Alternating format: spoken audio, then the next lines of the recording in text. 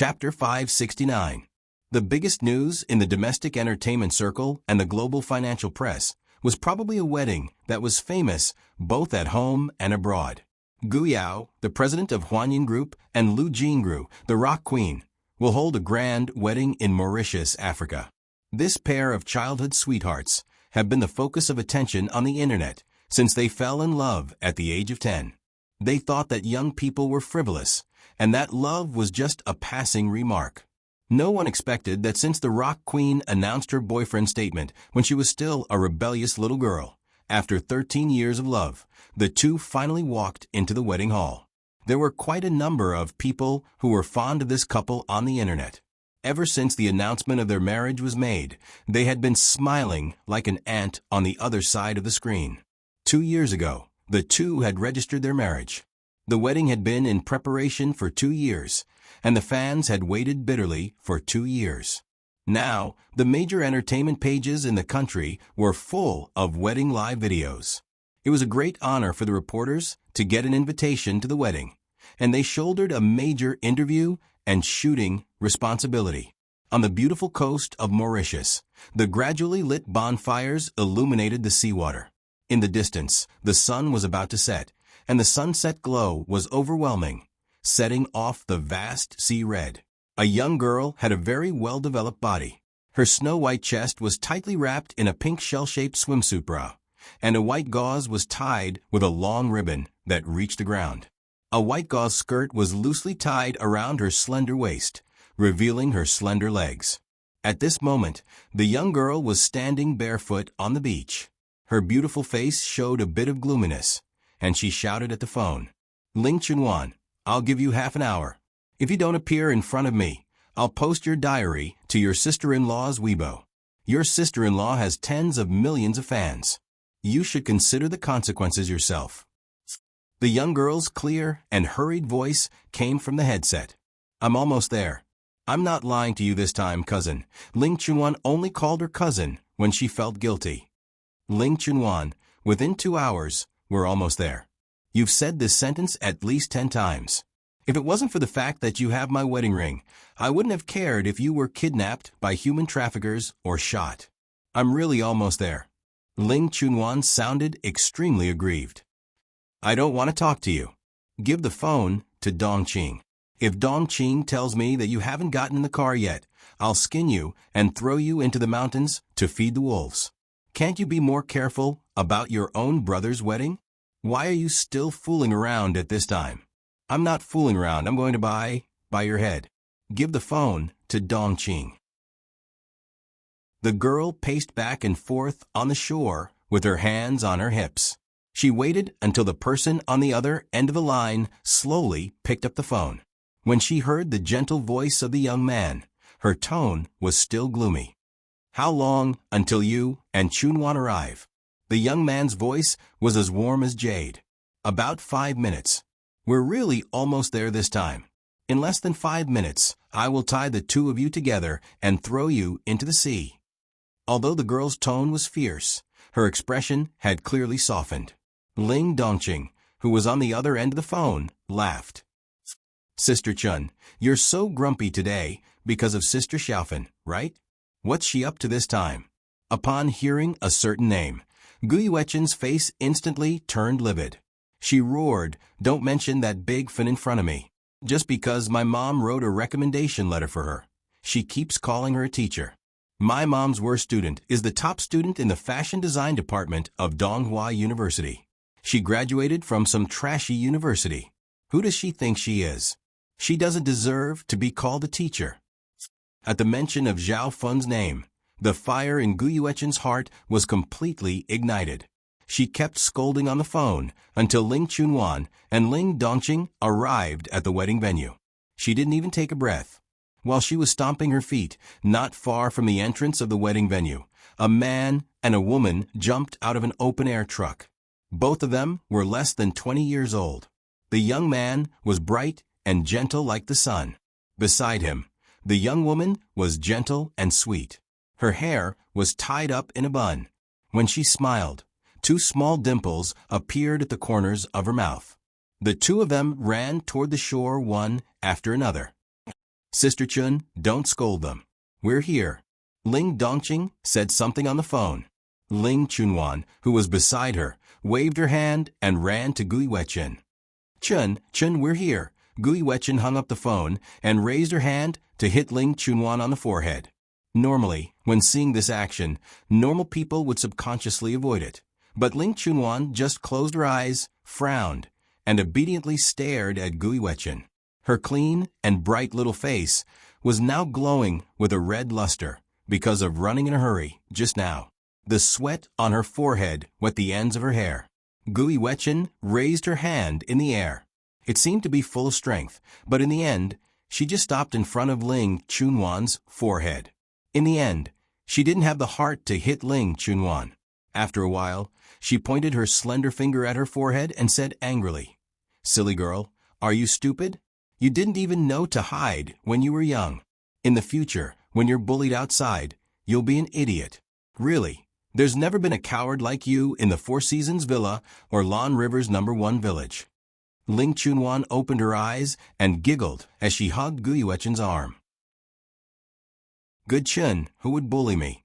I have so many cousins, and they're all so awesome. Ling Chunwan was right. Among the people of the same age as the Four Seasons Villa and Lan River's first villa, any one of them could scare people to death. Who would dare to bully her? Gui Wechen didn't think so. You should be happy. What cousins? When the day comes that you have to rely on your cousins, you'll know how to embarrass yourself. How is that possible? How is that impossible? I think you're not as good as Fei Shuang. Fei Shuang's skills were taught by Uncle Gucci. Grandpa said that my dad's skills are all sports. How can it compare to their fighting skills? Don't compare me to her. Come on, you're lazy and have a bunch of excuses. Which uncle in the Four Seasons Villa didn't teach you self-defense? Every time, you learn a move or two and run away, and Ling Chunwan clapped her hands and winked at Ling Dongqing. I haven't changed my clothes yet. Dongqing, let's go. Ling Dongqing saw through Ling Chunwan's intention to end the conversation with Gui Wechen and smiled. Let's go. The wedding is about to start. As bridesmaids, you should go to the dressing room to accompany the bride. Gui Wechen rolled her eyes at Ling Dongqing. Stop trying to cover for Chunwan. You guys are the one who spoiled her rotten personality. Ling Dongqing wasn't in a hurry. She smiled and said, I think I saw Sister Xiaofan pulling at you. They were talking and laughing. I think they were talking about the competition. Hearing this, Gui Wechen's expression changed. She left the two of them and ran in the direction Ling Dongqing pointed. While running, she cursed. F***ck de Tuffen, that be *tch, seducing my mom again. Chapter 570. Looking at Gui Wechen's back, Ling Chunwan made an admiring gesture to Ling Dongqing. Dongqing, you're amazing. Ling Dongqing rubbed Ling Chunwan's messy bangs lovingly. It's not that I'm amazing. It's that Sister Chen's weakness is too obvious. Weakness? Ling Chunwan's eyes widened. Are you kidding me? Sister Chun has a weakness? From childhood to adulthood, all the brothers and sisters in the family are afraid of her. Gui Wechen was only 1 year older than Ling Chunwan and Ling Dongqing. She was 20 years old this year and stayed in Lanjiang City's #1 villa all year round. If Ling Chunwan's uncle's unrestrained eldest son, Ling Yufeng, was the #1 playboy in Lanjiang City, then Gui Wechen was the deadliest enemy of the playboys, the playboy of the playboys. As the only daughter of Gu Sinian, the current leader of the Four Seasons Villa, Gui Wechen grew up in the palm of everyone's hands. No matter what she did, she always had the backing of the entire Four Seasons Villa. Her father, Gu Sinian, only had her as his only daughter when he was in his 40s. He doted on her so much that he almost gave her what she wanted and couldn't provoke anyone. In Ling Yufeng's words, if one day Gui Wechen became a serial murderer, Gu Sinian had the ability to clean up her mess. In comparison, although Ling Chunwan also had a high status, she was still slightly inferior in terms of family doting. After all, she was raised by her parents since she was a child. Her mother, Yi Huanyan, gave birth to her a year after she was weaned, and followed her husband to travel around the world. She grew up with her brother, Guyao. It was rare for her to see her parents once or twice a year. Guyao was the oldest child in their family. Since she was a child, he was a rigid adult and had a lot of requirements for her. Since she was a child, he ruled that she had to get up at 7 in the morning, go home at 7 in the evening, and go to bed at 10 in the evening. Even though Guyao himself couldn't do that. Gui Wechen often said that Ling Chunwan was too cowardly because her brothers and sisters protected her. In fact, she always thought that even Gui Wechen would be cowardly if she lived under Guyao's tyranny all year round. Look at Brother Yufeng. He's like a mouse seeing a cat when he sees Sister Chun. And then there's Sister Xiaofen's brother, Zhao Da. Wow, he's the tyrant of Lanjiang City. When he sees Sister Chun, he still has to lower his head. Ling Dongqing smiled helplessly. Yes, Chun is quite powerful, but her strength is not her own strength. At today's banquet, you will see a truly powerful person. Who? Ling Chunwan blinked. Ling Dongqing didn't explain too much to Ling Chunwan. After looking down at the time, she found that the wedding was indeed about to begin. She held her hand and led her to the hotel by the sea. You'll know when you see him. Ling Chunwan muttered a few words. It seemed that she was somewhat dissatisfied with Ling Dongqing's halting words. Ling Dongqing was the one who had the best relationship with her among her peers. It was mainly because Ling Dongqing had the best temper. The other brothers and sisters in the family somewhat disliked her for doing things slowly and being a coward when it came to things. In the dressing room, the bride in a black swan wedding dress was surrounded by the bridesmaids. Lu Jingru had a faint smile on her face, and her cheeks were red. She seemed to be a little embarrassed. Ling Chunwan changed into a bridesmaid dress and came in. She stood in the corner very consciously, keeping a low profile and making no sense of her existence. Lu Jingru saw her and hurriedly greeted her. Nuanyuan, you're here. Come to my side. Why are you standing in the corner? At this moment, all the bridesmaids looked at the corner in unison and saw the little coward in the corner at a glance. Except for Ling Chunwan and Gui Wechen, the remaining 3 bridesmaids were Lu Jingru's friends. They had never seen Ling Chunwan before and immediately revealed curious gazes. Who is this? Lu Jingru pulled Ling Chunwan to sit down beside her and introduced her with a smile. Chunwan, Ayao's younger sister. Young Master Gu really has a lot of cousins, one of the bridesmaids joked with a smile. But I think younger sister Nuanyuan is much kinder than the one just now. The one just now. Her hot temper really scared us. Lu Jingru saw that her friend misunderstood Ling Chunwan as Guyao's cousin and wanted to explain, but Ling Chunwan pulled her hand. When she turned around, she saw that she slightly shook her head, indicating that she didn't need to explain. Guyao took over the Huan Yen group at the age of 12. In addition, his relationship with Lu Jingru since childhood had always been exposed to the public. He had a bad temper and had always been impatient to deal with reporters, so he had always hidden this younger sister very well and had never exposed her. Ling Chunwan didn't like to attend all kinds of banquets since childhood. Except for family gatherings, she didn't have a chance to show her face, so very few outsiders knew that other than Guyao, there was also a second daughter in the Ling family. Before the wedding started, the bridesmaids made a fuss outside to not let the groom in, leaving only Ling Chunwan sitting alone beside Lu Jingru. From time to time, she would smile and look at the door with a calm expression. Lu Jingru was surprised. She had watched Ling Chunwan grow up. When she was young, she and Guyao often disliked this little crybaby. Now that the girl had grown up, she was a 19-year-old girl who inherited the good genes of her parents and was an excellent beauty, but at such a young age, she didn't seem to be interested in anything. Don't you like this atmosphere? Lu Jingru asked. Ling Chunwan was slightly stunned, then immediately laughed out loud. No, it's quite good. This is the first time I've seen my brother so good-tempered, being teased by others. Then, is there something on your mind recently? This question hit the nail on the head. Ling Chunwan stammered, No. By the way, Nenjo came previously and asked me if you and Chun had come. Did you see him when you came? Ling Chunwan's face lit up. Brother Nanzhou is here too? Of course, it's my wedding. Little fool, how can my biological brother not come? Lu Jingru stared at Ling Chunwan's expression and smiled meaningfully. Chun told me before that you prepared a birthday gift for Nanzhou. What is it? Can I see it? Ling Chunwan's face turned red. It's a very ordinary gift. Lu Jingru had a mischievous look on her face. Is it very ordinary? I don't think it's ordinary at all. Ling Chunwan's face turned red and she hurriedly ran away. I'm going to see if my brother has come in. Looking at Ling Chunwan's back, Lu Jingru raised her eyebrows and her face was full of smiles. Her brother was quite capable now. He actually learned how to take advantage of other people's cabbages. Nuanyuan was such a cute girl. If she married Nanzhou, it would be great. The wedding venue was on the coast. The pure white carpet was sprinkled with a thick layer of petals. The sea breeze blew, lifting the petals up and down. Through the arch made of various flowers, the newlyweds walked hand in hand.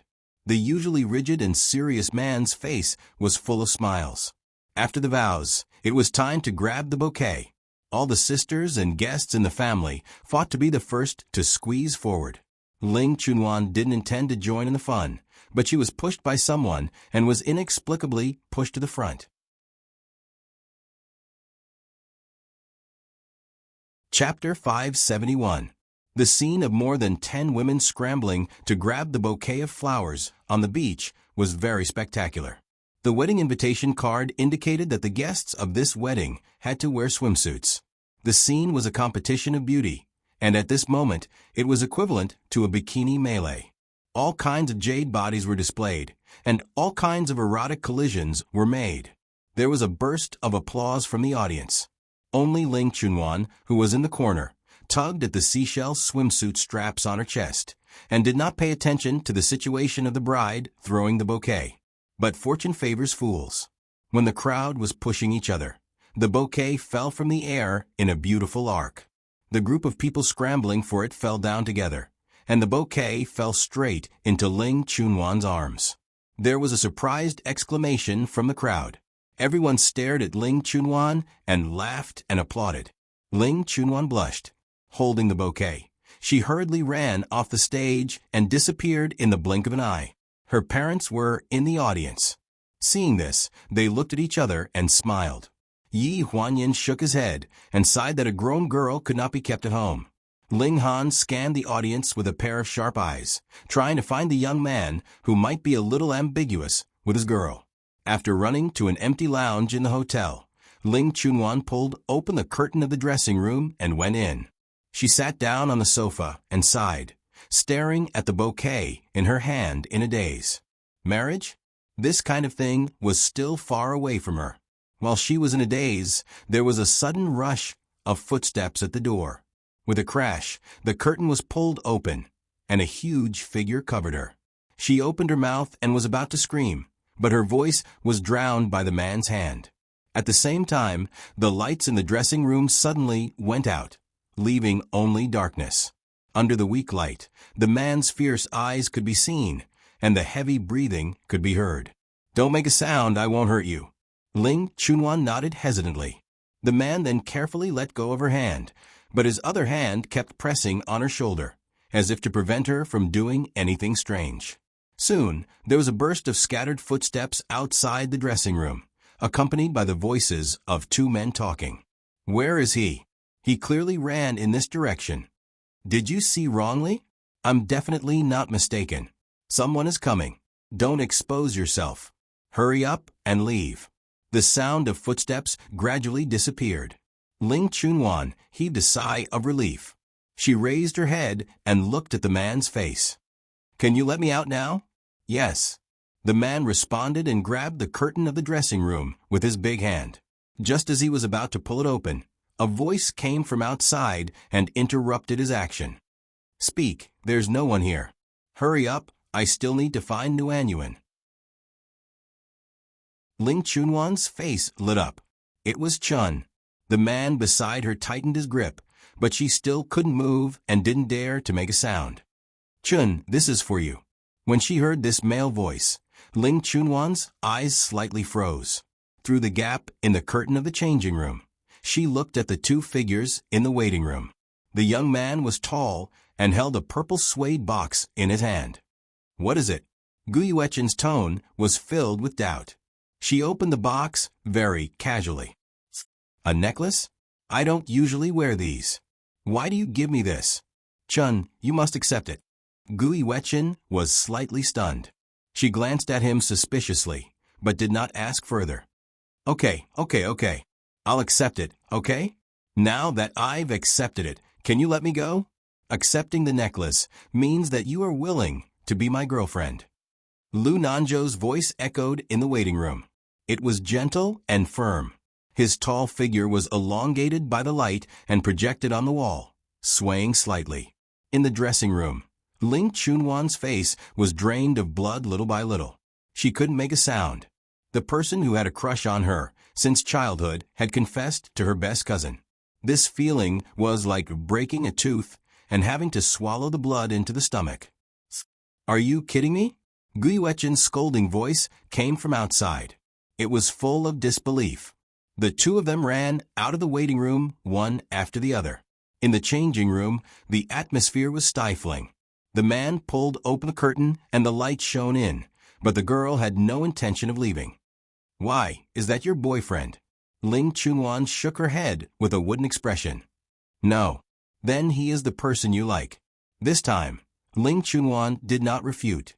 The design of the pink shell bra the girl was wearing was made by the world-famous swimsuit designer, Chalvin. Half of her breasts were exposed. After the tugging, just now, the gauze on her body was slightly messy. Her snow-white legs were draped over the edge of the sofa.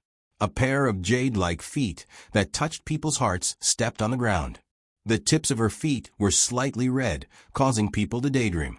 The man's eyes trembled slightly, but he quickly returned to normal. "Thank you for just now." Ling Chunwan lowered her head. The flowers in her hands were already in a mess. She did not respond, as if she did not hear what he said. The man frowned. "Did you hear what I said? You are so annoying." Ling Chunwan threw out a sentence in a muffled voice. There was a bit of complaint in her tone. Normally, when she said "you are so annoying," she would be annoyed and her temper would be at its worst. Usually, at this time, everyone knew that she was angry, so no one would provoke her. However, the man in front of her clearly did not know where the bottom line of this little coward's temper was. When he heard the words "you are so annoying," he was displeased first. "What did you say?" Ling Chunwan raised her head and looked at the man in front of her. "I said you are so annoying." The man's eyes became dangerous. "Say it again." Seeing such a gaze, Ling Chunwan seemed to see the way Gu Yao used to order her around. The cowardice in her bones suddenly came out. She immediately deflated and said weakly, "I'm sorry." The man's anger that had already surged in his heart was suddenly extinguished at this moment. Whose girl was this? Why was she so easily manipulated? Weren't all the people at the wedding a group of arrogant princesses and young ladies? The bridesmaids were all extraordinary people. Could it be that this young lady's clothes were stolen? "Hey, what's your name?" "Ling Chunwan." The man's eyes changed slightly. "Ling Chunwan?" After a while, the man suddenly leaned over and asked, "You are in such a bad mood. Do you want to consider going with me?" "Where are you going?" "There are many islands here. Any one of them is better looking than here." "I'm not going." Ling Chunwan shook her head. "My brother said not to go with strangers casually." "I don't know you." The man was not angry. He smiled and raised a hand to rub Ling Chunwan's head. This intimate action had always been done by people around him. Ling Chunwan was stunned, but she did not avoid it. She just looked up at him blankly. "I'll give you one night to consider." After saying this, the man picked up the coat on the side, put it on his arm, and walked out of the lounge without looking back.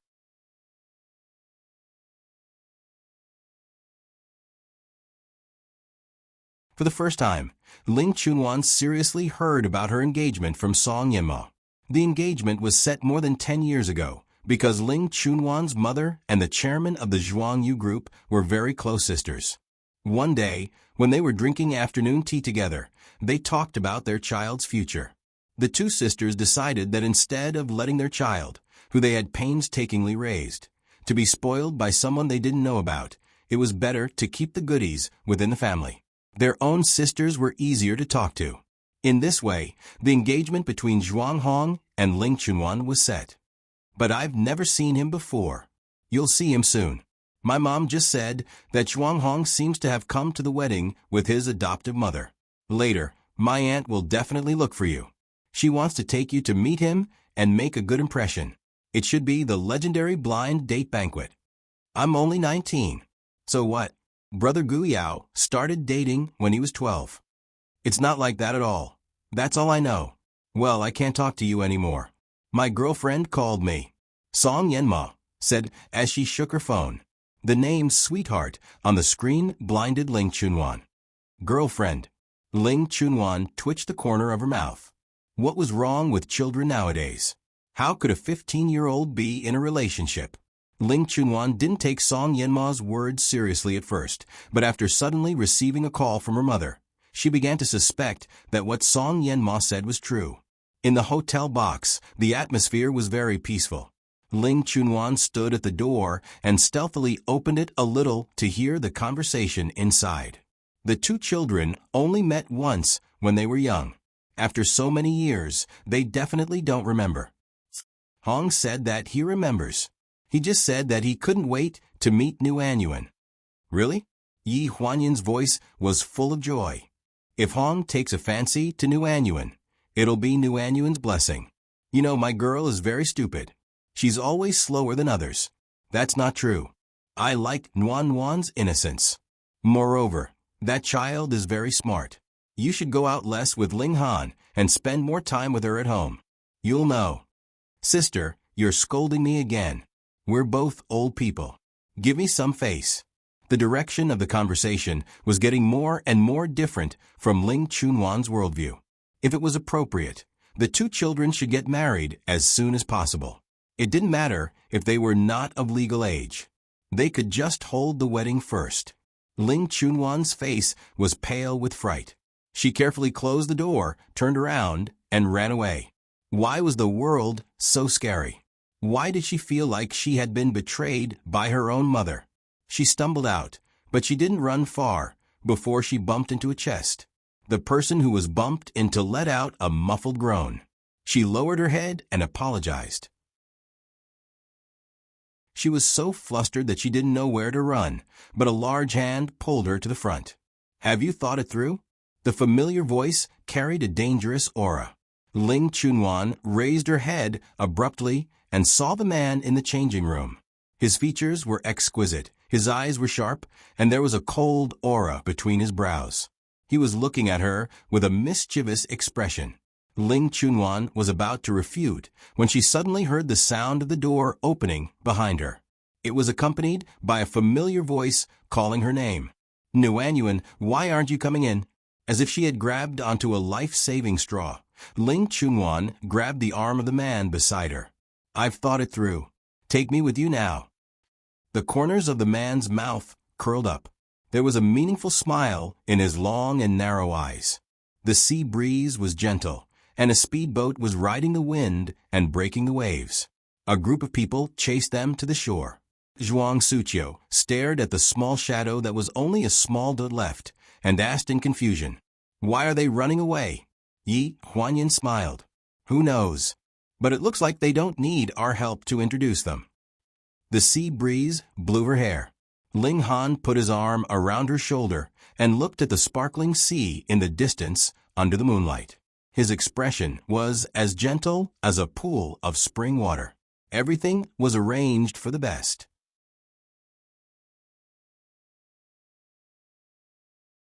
Chapter 573. On a private island in Mauritius, a 3-story villa was uniquely built in the middle of a forest. One could overlook the entire beach from the floor-to-ceiling windows. Ling Chunwan had been here for a week. At first, she was curious, but later on, she gradually got bored. Now, she was bored to death every day. She even began to miss the days when her brother scolded her at home. "Miss Ling, what are you having for dinner today?"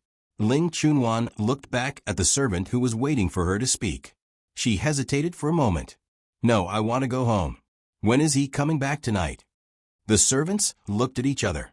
"We never ask about young master's whereabouts, but he has been coming back every day for the past 2 days. Tonight should be no exception." "Oh." Ling Chunwan nodded and looked out of the window. "I want to go home." "Where is the nearest port?" "Miss Ling, you have to wait for young master to come back. Otherwise, it will be hard for us to explain." "Okay." Ling Chunwan had always been easy to talk to. Seeing that the servants were in a difficult position, she dismissed the idea of leaving directly. Her phone rang. It was Lu Nanzhou calling. She pressed the answer button. "What's the matter?" Lu Nanzhou's voice was a little worried. "Nuanyuan, you've been out for a week. Everyone is worried about you. When are you coming back to Lan River? Have you returned to Lan River?" "We were going to leave, but Chen wanted to stay here and wait for you, so I stayed too. We're still at the hotel where my sister and your brother held their wedding. When are you coming back?" "Brother Nanzhou, when did you start to care about me so much?" "My brother has never asked about me." Lu Nanzhou's voice was a little hesitant. "It's Chun. Chen said that if you don't come back, he won't leave." I just want to ask you, are you coming back?" Let Chen answer the phone. No matter how stupid Ling Chunwan was, she could tell that this phone call was not Lu Nanzhou's intention. Lu Nanzhou had never been so concerned about her. After a while, Gu Yuechen's voice came from the other end of the phone. "Nuanyuan, where are you?" "I'm playing. Don't you all know that? But you haven't contacted us at all. I had so much fun." While answering the phone, Ling Chunwan changed her position on the sofa and looked around. It was not fun here. Did you hear something?" Gu Yuechen asked cautiously. Ling Chunwan was silent for a few seconds, and the voice on the other end of the phone suddenly became urgent. And I, so you know about it too." Ling Chunwan interrupted Gu Yuechen. "I suddenly have a fiancé. If it were you, you wouldn't be able to accept it either, right? I'll stay away from the limelight for a while, lest my parents catch me and bring me back for a blind date." Gu Yuechen seemed to be stunned. "A blind date? That's right. If Mo hadn't told me in advance, and I hadn't been mentally prepared, I would definitely have been forced by my mother to sell me." Ling Chunwan's tone was deliberately casual, but the voice on the other end of the phone was getting weirder and weirder. "You don't want to accept this marriage?" "Yes, who wants to accept it?" "But Nuanyuan, I heard that you left with a man?" "Yes, it's all thanks to him. I saved him before, so he's repaying his debt." "Do you know the name of the man you left with?" Zhuanghong. The sound of swallowing came from the other end of the phone. "Then do you know the name of the fiancé your family arranged for you?" "I think Mo mentioned it before. I forgot." "Who cares? It's not important. I don't want to marry him anyway. His name is Zhuanghong." Gu Yuechen's voice was so weird that Ling Chunwan didn't come back to her senses for a long time. Zhuanghong? The moon was bright and the stars were few. When Zhuanghong returned to the villa, it was already late at night. The house was brightly lit. As soon as he entered the house, all the maids knelt on the ground. One of them said with a pale face, "Young master, Miss Ling is missing." Zhuanghong's expression changed. "When did this happen?" While the villa was in chaos, Ling Chunwan had already passed through the woods and was about to arrive at the only port on the island. When she arrived at the port, a boat happened to be docked.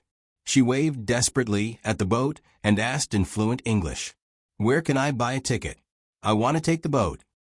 There was a big man with a dark face standing on the boat. When he saw her, he looked down at the photo on his phone and turned back to the cabin and shouted something. 4 or 5 big men suddenly rushed out of the cabin, all of them with strong backs and strong waists.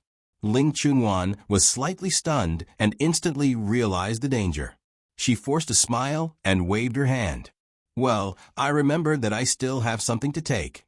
I'll go first." When she was running, Ling Chunwan realized how serious a flaw it was to not be diligent.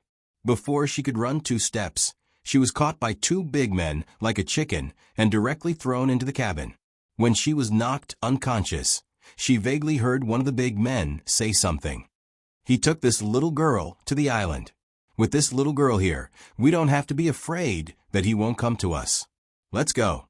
The boat left the port and the sound of the sea was beating in her ears. She was dizzy, and Ling Chunwan gradually lost the ability to think.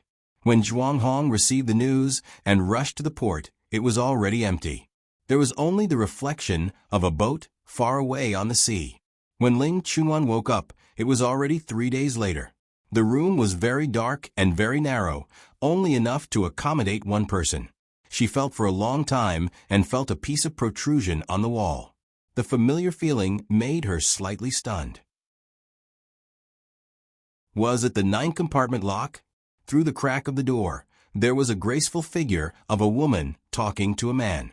And the man's voice made Ling Chunwan's action of unlocking the door slightly pause. It was Zhuang Hong. Where's Nuanyuan? You call her so intimately. As far as I know, you've only known the second daughter of the Ling family for a few days. Have you forgotten so quickly that I'm the closest person to you? I'm the only one who knows the pain of living under someone else's roof. I'm the only one who can empathize with your feelings. I'm the only one who understands you the most. Zhuang Yu, that's enough. Don't force your own thoughts on me. I didn't tell Mom what you did because of our friendship. If you dare to do anything to Nuanyuan, don't blame me for not being polite. Are you really so heartless? The woman's voice was full of pain and unwillingness. You know that I've liked you for so many years. You're just my sister. We're not related by blood. It has nothing to do with blood. Sister will always be sister. Zhuang Hong, the woman raised her voice. As if she didn't want to hear, Zhuang Hong emphasized those 2 words. After a while, she pushed a glass of wine on the table in front of Zhuang Hong. Okay, don't you want to see her? I'll fulfill your wish. Drink this glass of wine, and you can see her. The scarlet liquid in the wine glass was full of evil. Zhuang Hong didn't even blink, and drank it in one gulp. He coldly looked at the woman in front of him. Do you know what I added to the wine? Do you think the woman you love will still be with you if she watches you sleep with me?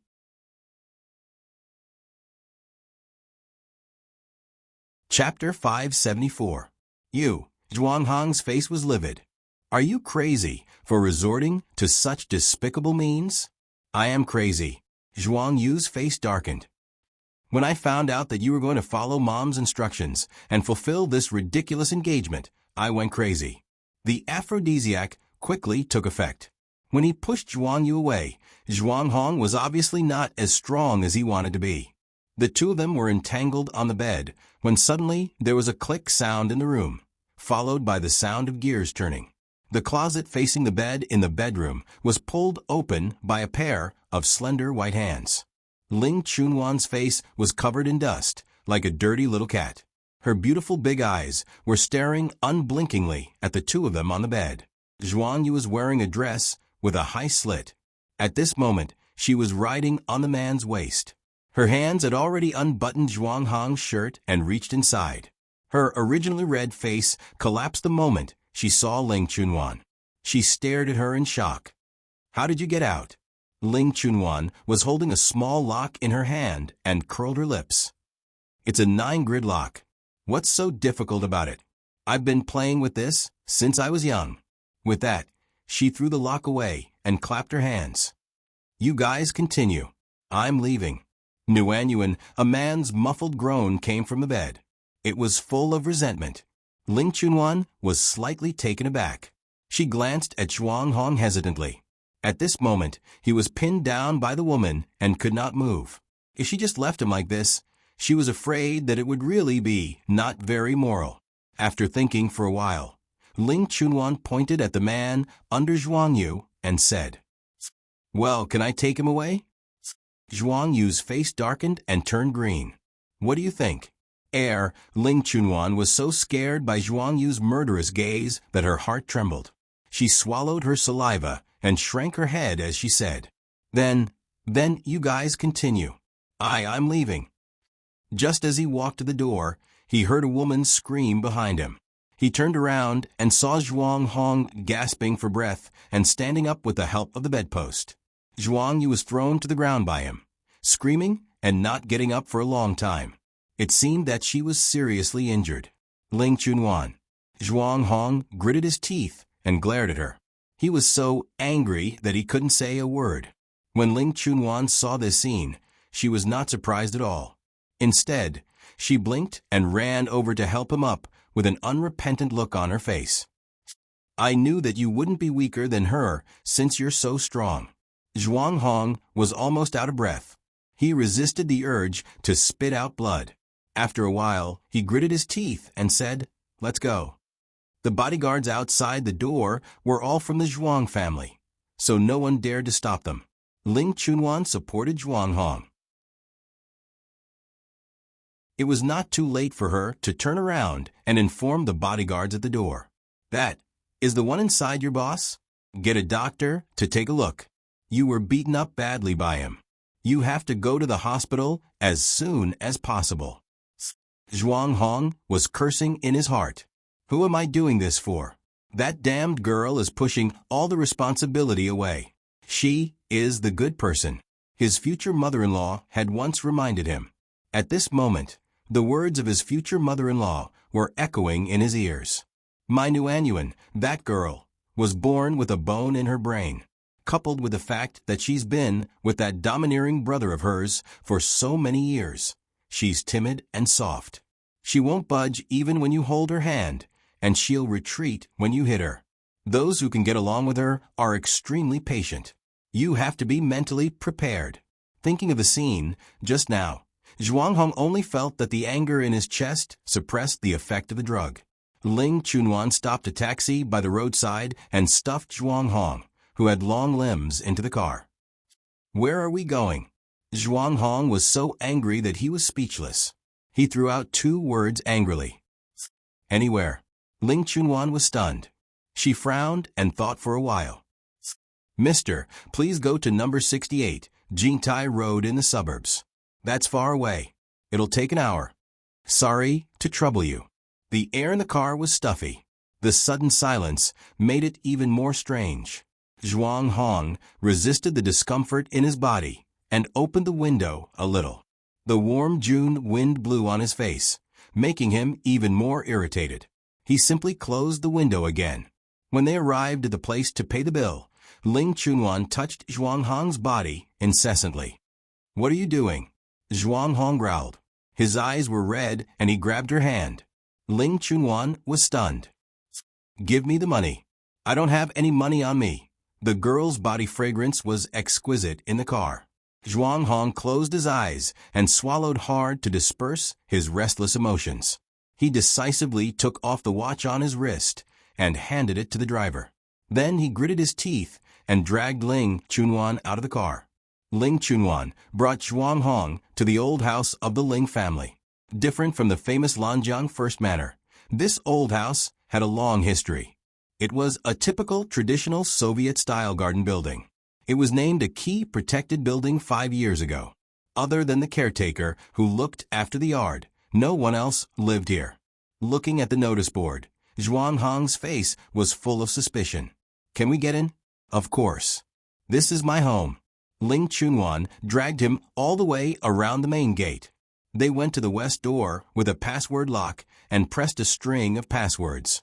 After 2 beeping sounds, the door opened automatically, revealing a winding path that led to a secluded place. Let's go. Ling Chunwan wanted to reach out to help him, but Zhuang Hong avoided her. After entering the house, there were 2 arches that were about the height of a person. After that, it was a courtyard style. There were 2 walls that connected to the inside of the house, but the door was sealed with cement. Zhuang Hong looked around. It was not difficult to see that this exquisite and small courtyard was just a small corner of the big house. That room is my brother's. You can stay there. It's very safe here. No one will dare to come here. The young girl's voice echoed in the courtyard. The sun was already setting in the west, and the sunset glow fell on her shoulders. Her figure was small and cute, and it complemented this small courtyard. Zhuang Hong did not dare to stay any longer. After entering the house, he found the bathroom and turned on the shower. The piercing cold water poured on his head, which relieved the heat in his body. After returning to a familiar place, Ling Chunwan let out a sigh of relief. She rushed into the kitchen and cooked a few of her favorite dishes. After wolfing them down, she remembered that there was a guest at home. After thinking for a few seconds, she reluctantly gave up her favorite chicken drumstick and cooked a bowl of noodles. Then, she covered the chicken drumstick and a few vegetables on the noodles and carried them into Zhuang Hong's room. When Ling Chunwan opened the door, she saw a scene that made her blood boil. Zhuang Hong stood at the entrance of the bathroom with a towel wrapped around his waist. His neat short hair was still dripping with water. The water droplets slid down his shoulders and onto his wheat-colored chest. With the rise and fall of his chest, it left a trail of traces that made people unable to help but have many fanciful thoughts. Ling Chunwan straightened her neck and pretended to be calm. "Well, I made you a bowl of noodles. Eat it while it's hot." Zhuang Hong saw that she looked like nothing had happened. He deliberately walked forward and slowly dried his hair. His biceps swayed in front of her. He even leaned over and said, "Have you eaten?"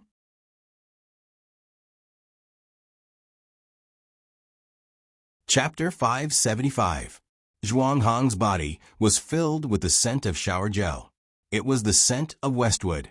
Ling Chunwan was very familiar with this smell. Her elder brother, who was an iceberg with a stoic face, always had this smell on him. It was just that for as long as Ling Chunwan could remember, her elder brother, Gu Yao, always had a cold expression that kept others away. Therefore, this smell was very faint in her memory. Therefore, that scent, which was supposed to be faint and refreshing, had never been as strong as it was now. It was familiar, yet unfamiliar.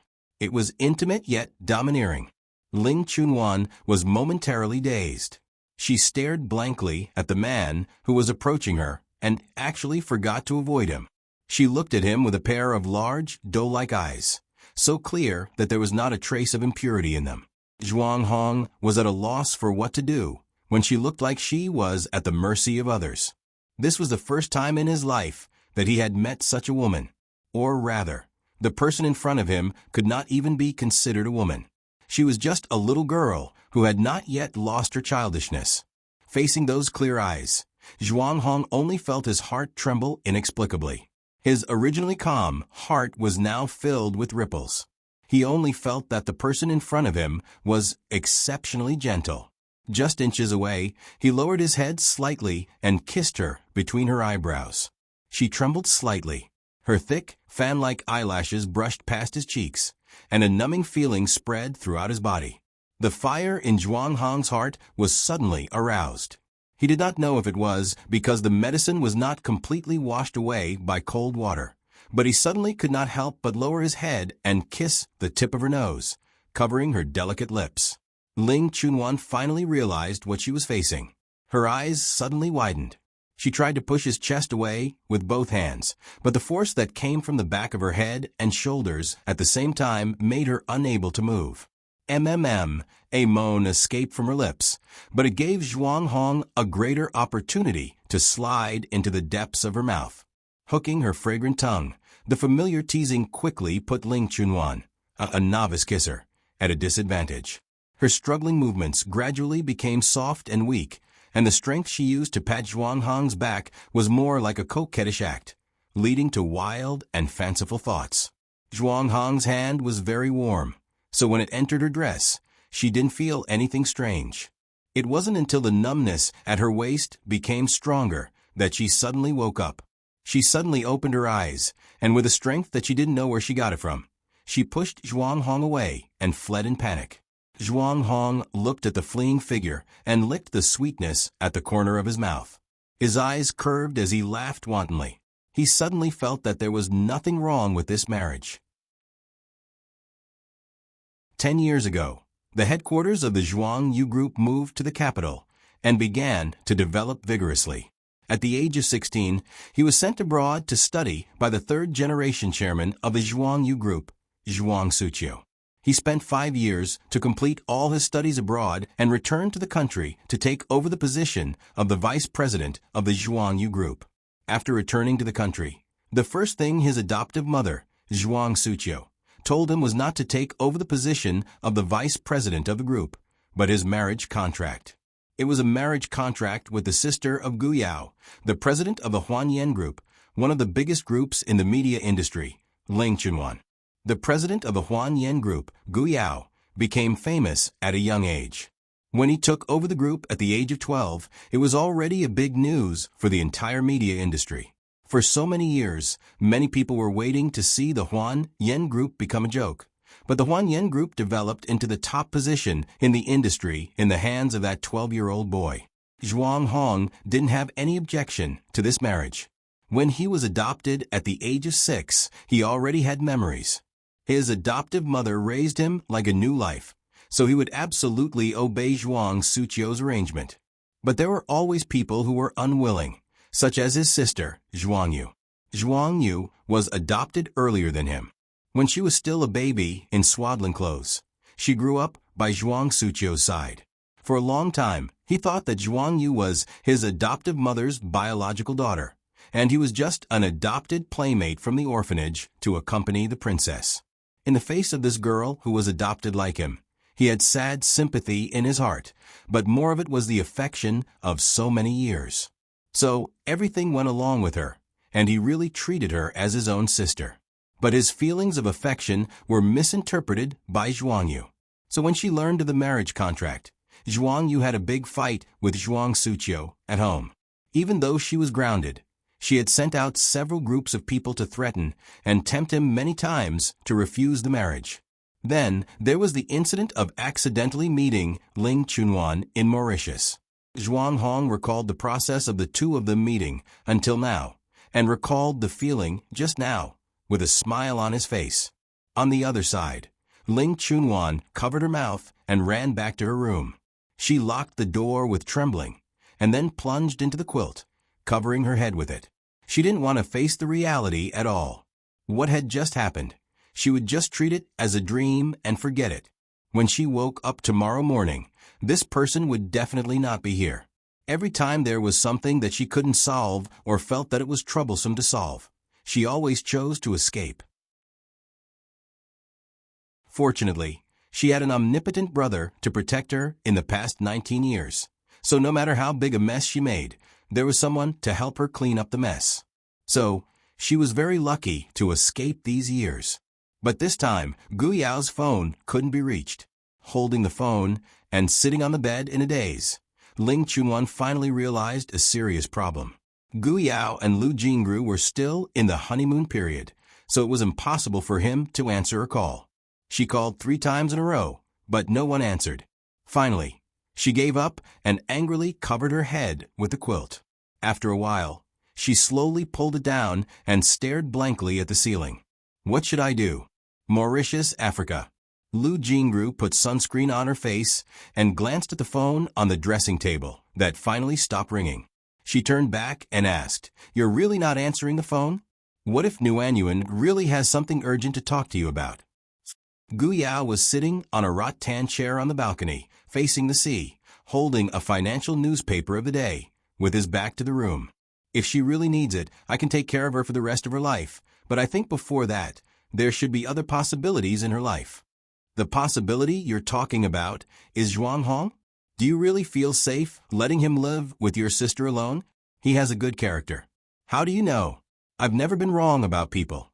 Hey, Lu Jingru rolled her eyes contemptuously and walked behind Gu Yao with her arms crossed. Her aquamarine neckline, chiffon dress fluttered in the wind, like a floating daffodil. When are you going to change your bad habit of talking to yourself? There are thousands of people you like. How can your sister like all of them? How can you force a duck to a perch? Gu Yao still looked down at his newspaper and replied casually, "There are only a few people I like. Then I'm really flattered." Hearing this, Gu Yao's expression slightly froze. After a while, the corners of his mouth curved into a thought-provoking smile.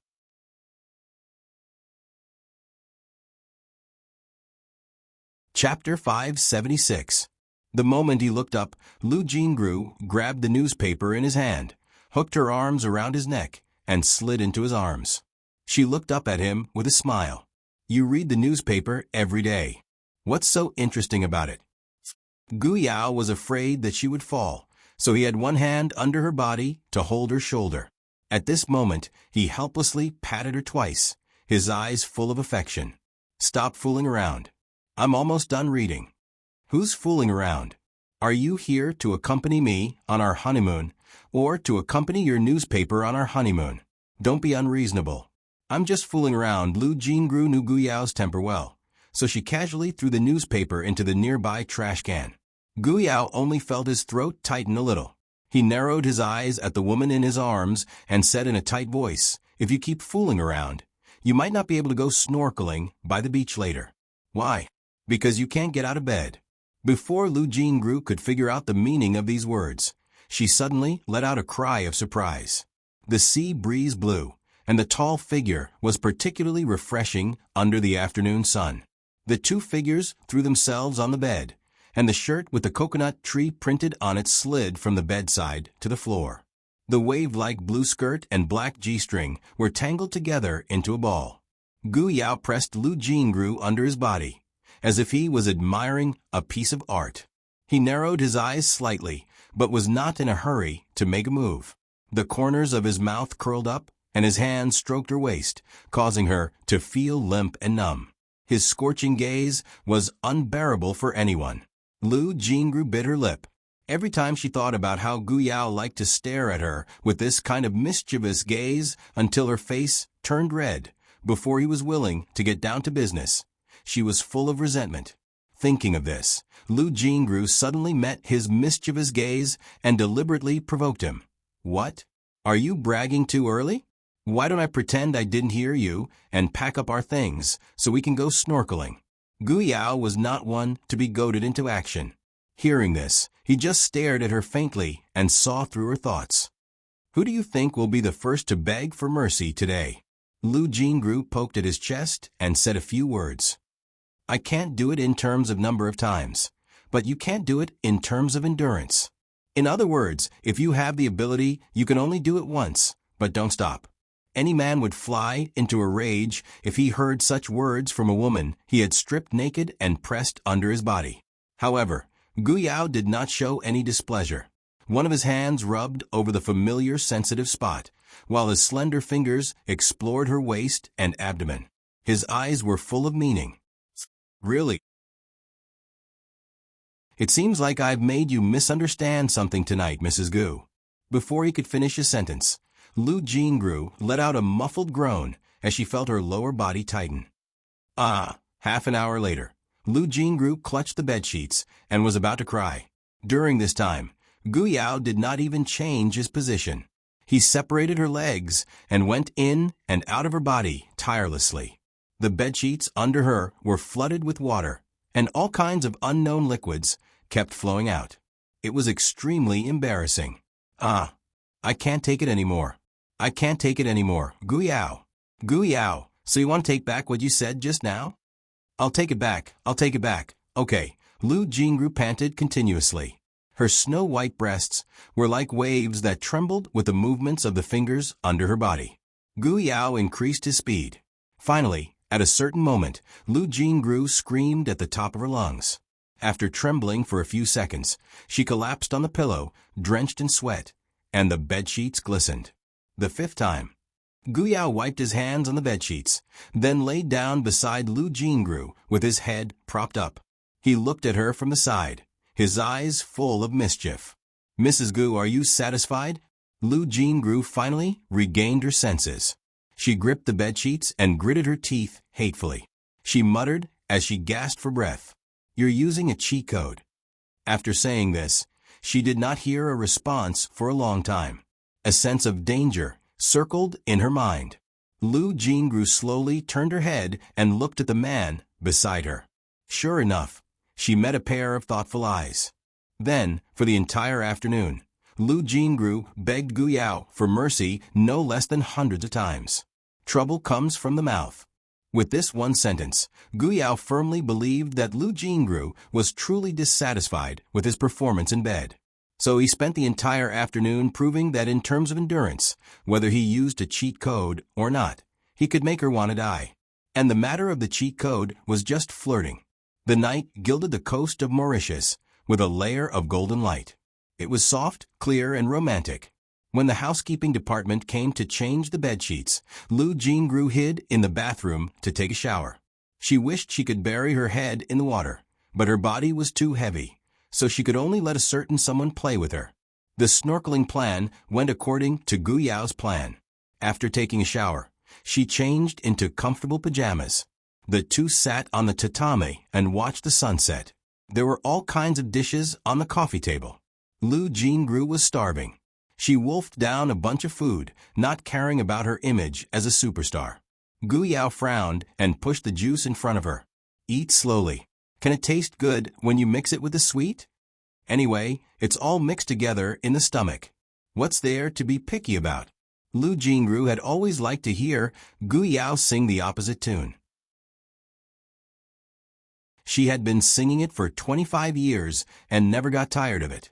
The two argued with each other for a while, and then talked about their brothers and sisters at home. After the wedding, the news of Lu Nanzhou's confession to Gui Wechen was spread throughout the circle of relatives and friends by Song Yanma, the big mouth. I always thought that Nuanyuan would be with Nanzhou. I didn't expect that Nanzhou likes Chun. Lu Jingru laughed at herself. I thought I could be closer to your family. Gu Yao took a sip of tea and said lightly, Nanzhou and Chun can be considered closer. Gui Wechen was the eldest daughter of the Four Seasons Villa. She was Gu Yao's cousin and Lu Jingru's biological brother. If he could be with Gu Yao's cousin, the two families would still be closer. This was not wrong. I still think it's a pity. I liked Nuanyuan. Chun is too headstrong. Nanzhou is not suitable for Nuanyuan. Gu Yao and Lu Jingru had always been straightforward. At this moment, they did not care that Lu Nanzhou was her biological brother. Hearing this, Lu Jingru was slightly stunned. She was not in a hurry to refute. She only pondered for a few seconds and then nodded. That's true. Nanzhou has never been a proactive person. No one could tell that he likes Chun after so many years. He hid it very well. I don't know what happened this time that forced him to do something. Nuanyuan is not very suitable. In the beginning of a relationship, one side always had to take the initiative. She knew her own brother's character best. Lu Nanzhou was the complete opposite of her since they were born. He was introverted, shy, and stubborn. Ling Chunwan was also a person who would not walk away even if she held hands. These two people looked harmonious, but in reality, they could not be together on the road of love. Let's not talk about Nanzhou. What about Nuanyuan? Are you really going to hand her over to Zhuang Hong so casually? Gu Yao put down the teacup in his hand and said meaningfully, How can I just casually hand my little sister over to someone else when she was brought up by me?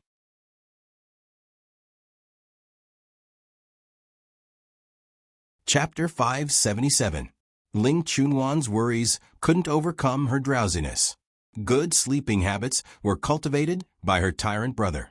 She would definitely feel sleepy at 10 o'clock in the morning, and she would definitely wake up before 7 o'clock in the morning. After getting up, Ling Chunwan sneaked into Zhuang Hong's room and peeped through the window. She didn't find anything, so she tried to turn the door handle and found that the door wasn't locked. She opened the door and saw that the quilt was folded neatly. The room was so clean that it was as if no one had lived in it, except for a bowl on the coffee table that was clean but not washed. It was the noodles that Ling Chunwan brought last night. There was no one in the room, and there was no one outside. Ling Chunwan stood at the kitchen door and had a bold idea. He must have left. After all, he was a man and the vice president of the company. The company wasn't in Lanjiang City, so he must be in a hurry to go back. Thinking of this, her mood suddenly brightened. She went into the kitchen and hummed a song while making a few sesame glutinous rice balls. Because she usually had to prepare Gu Yao's share, she didn't pay attention and made 2 portions. After eating one portion, she took the rest out of the pot and put it on the small kitchen table with a thermal cover. She was going to save it for supper. After breakfast, Ling Chunwan checked the refrigerator and wrote down the missing items on a sticky note. Then she took the woven bag hanging at the kitchen door and happily went out to the supermarket to buy. There was a small farmer's market near the old house. It wasn't big, but the dishes were very fresh. Probably because it was in the suburbs, the merchants bought vegetables from their own vegetable gardens. The people here also knew Ling Chunwan and greeted her warmly when they saw her. "Oh, Nuanyuan, you haven't been here for a while. My brother got married, so I was busy for a while." Ling Chunwan also explained with a smile. She put a few eggplants and carrots in a box and handed it to the boss. "Aunt Wu, how much is it?" 10 yuan and 90 cents. "Just give me 10 yuan. Ling Chunwan smiled and handed over 10 yuan. "Aunt Wu is beautiful and kind. Only you have such a sweet mouth. Even my daughter doesn't know how to talk as well as you." The fat boss of the grain and oil store was standing at the entrance of the store with a bowl of noodles in his hand. He waved at Ling Chunwan and said, "Nuanyuan, today's eggs are fresh from the chicken farm. Do you want to pick a few?" "Uncle Wang, can I trouble you to give me 20? I want to go over there to look at the fish." "Okay, go ahead, girl. After you're done, you can come to me to get it." Everyone in the market liked Ling Chunwan, and Ling Chunwan also liked to come here. She liked the noise here. She liked to watch the people here fight. She liked to watch the nearby residents haggle for a few cents. She didn't have big dreams. In the past, Gu Yao had asked her what she wanted to do in the future. Since she was young, she didn't dare to lie to Gu Yao, so she told him honestly, "I want to set up a vegetable stall." It was rare that her brother, who had always been arrogant, did not snort at her. He calmly patted her head. There was no ridicule or contempt in his eyes. Instead, there was a trace of worry. "It's a little difficult." It was a little difficult. She was the second daughter of the Huanyin Corporation, the younger sister of the legendary young man Gu Yao, the daughter of the world-famous director and screenwriter Yi Huanyin, the granddaughter of the jewelry designer Wen Yi, and the stock god Guling. Any one of her family members was famous in the industry. Although the whole family didn't care much about her, how could they allow her to be a vegetable stall? She could be mediocre and useless. She could be the second daughter of a good-for-nothing, but she would never have the opportunity to do a hard and unprofitable business at the bottom. When she returned home, she returned with a full load. Ling Chunwan held the big black fish on a straw rope in one hand and the woven bag full of fruits in the other. She hummed along the way, entered the door, and went straight to the kitchen. The big black fish was thrown into a tank filled with water, and the rest of the fruits were placed into various small baskets on the kitchen counter. After washing them, a kitchen knife was used nimbly and freely in her hands, and very soon, the red and green side dishes were neatly arranged. In front of her, 7 small bowls were lined up in a row. The side dishes were all ready, and they were waiting for 10 o'clock to be ready for lunch. Ling Chunwan took off her apron and put it aside. She wiped her hands and glanced at the dining table from the corner of her eyes. Suddenly, she was stunned. The bowl of glutinous rice balls on the table, which was supposed to be in the thermal insulation, was placed neatly next to the thermal insulation. It was empty, and there was a porcelain spoon in the bowl. She had only eaten one bowl in the morning. This bowl. Did she see a ghost?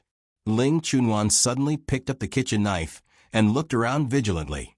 Her eyes finally fell in the direction of the kitchen door. Looking from the window, the sound of flushing outside came from Gu Yao's room. Ling Chunwan was stunned for a few seconds. She didn't even need to think to know that Zhuang Hong hadn't left at all. She frowned. The relaxed and happy atmosphere just now disappeared completely. The more she thought about it, the angrier she became. If she could tolerate it, what else could she do? "Zhuang Hong, I think we should talk." Ling Chunwan knocked on Zhuang Hong's door. The sound of rushing water stopped abruptly. She knew that Zhuang Hong was listening, so she continued. "It's like this. I think that there is a difference between men and women. Moreover, you have your own things to do, and I have mine. So, shouldn't you consider leaving early?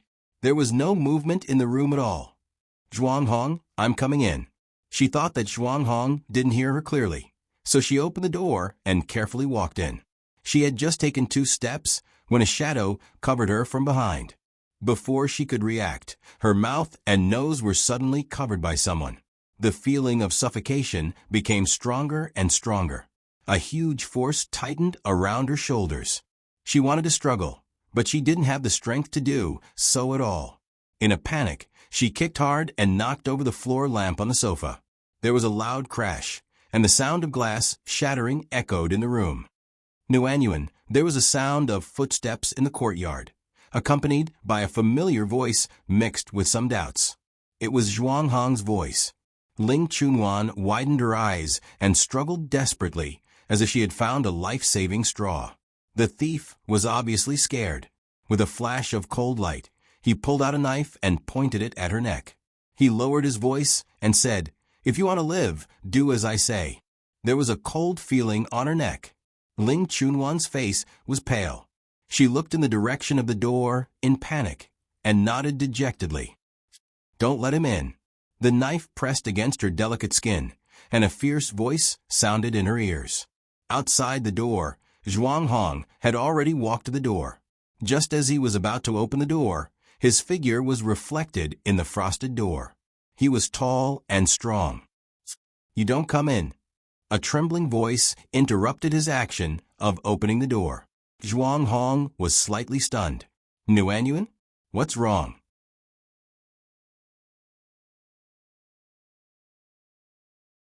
Chapter 578. I'm fine. Ling Chunwan's voice came from inside the room. You should leave. This is my home, not yours. Don't leave." Zhuang Hong's expression changed slightly, and his hand fell from the door handle. "Nuanyuan, do you hate me?" There was silence for a few seconds, and then a sentence came from inside the door. "Quite." Through the door, Ling Chunwan's face was pale. She could almost see Zhuang Hong's every movement as he turned around to leave, and the sound of his footsteps gradually faded away. There was a cold and sticky sensation on her neck, and it flowed into her collar.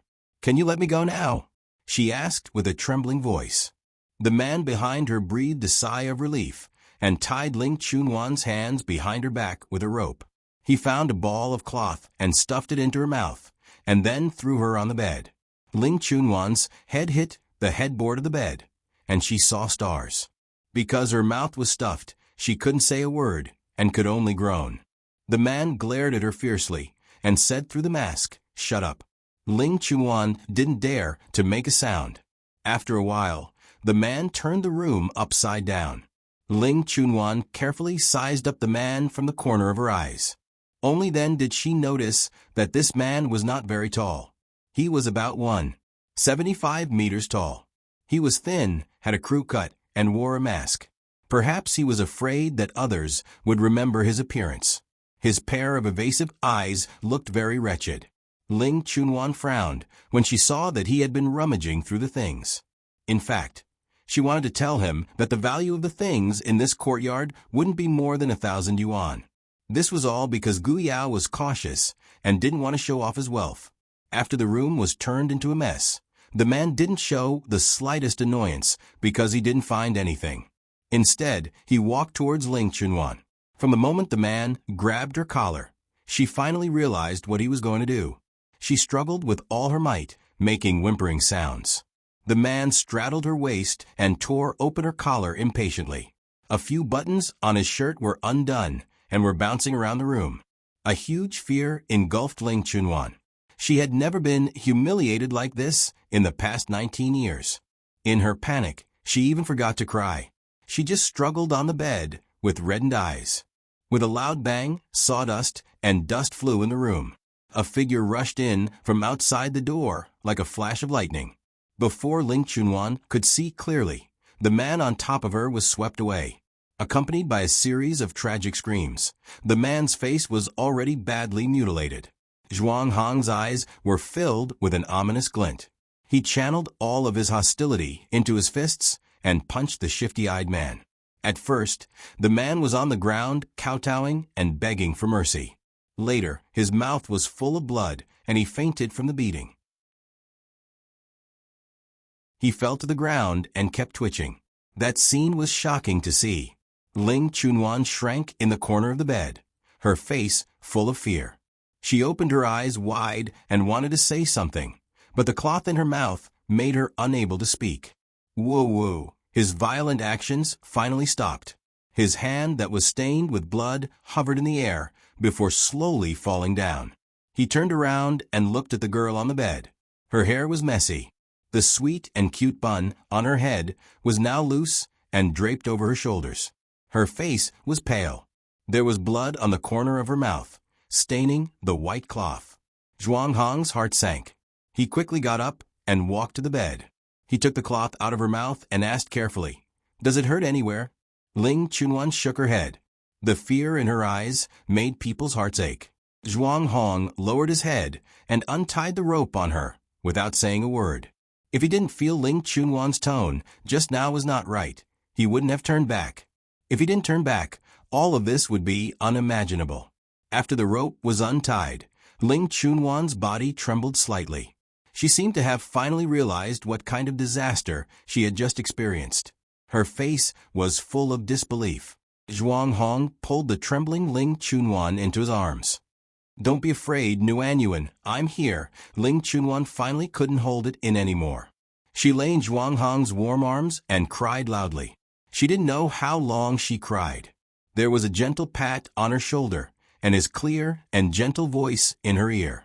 It's okay. Later, the man with the short hair who tried to molest Ling Chunwan was taken to the hospital's ambulance by the district police, called by Zhuang Hong.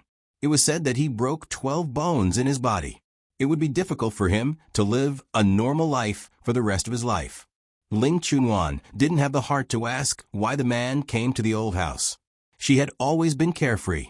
When the police took the man away, she had already changed into a clean set of clothes. The wound on her neck had also been treated by Zhuang Hong. Although she was still hiding behind Zhuang Hong, she didn't look frightened anymore. Seeing that there was nothing for her to do, she simply rolled up her sleeves and went into the kitchen to prepare lunch. No matter what happened, no matter when, no matter what happened, could stop her from cooking. "Mr. Zhuang, we've checked. This man is a habitual thief. He has a criminal record in the police station. He has just been released for half a month, and now he's causing trouble again. I'm really sorry. This time we'll take him back and lock him up for a while." The police who came to the scene to record knew the background of the people who lived in the old house. When they received the call that there was an accident, they were so scared that they almost peed their pants. The chief almost flipped the table over. The patrol team who was responsible for patrolling the old house that day naturally received a heavy punishment. Although the police's attitude was good, Zhuang Hong didn't buy it. He coldly glanced at the house where the accident happened.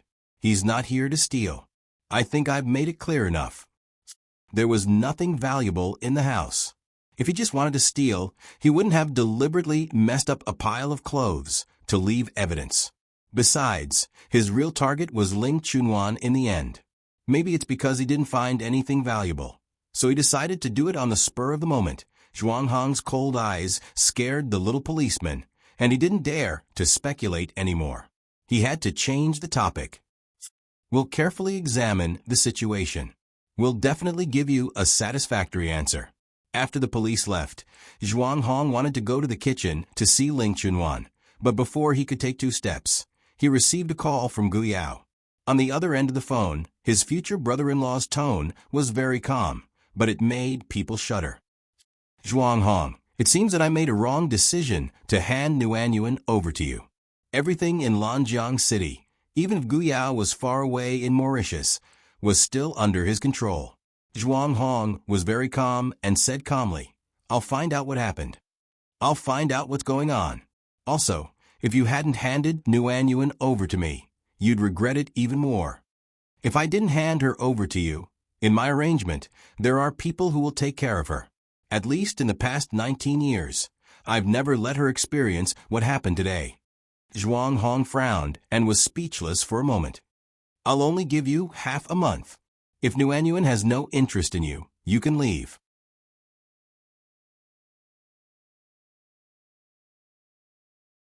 Chapter 579. Impossible. Are you saying that it's impossible that Nguyen doesn't like you, or that it's impossible for me to ask you to leave? Both are impossible. It's good to be confident, but don't try to be smart.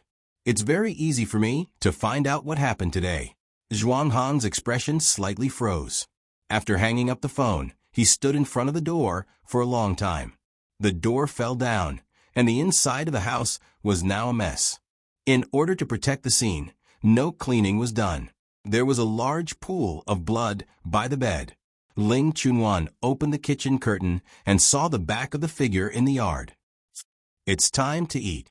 There were 3 dishes and 1 soup. Ling Chunwan had always been good at cooking.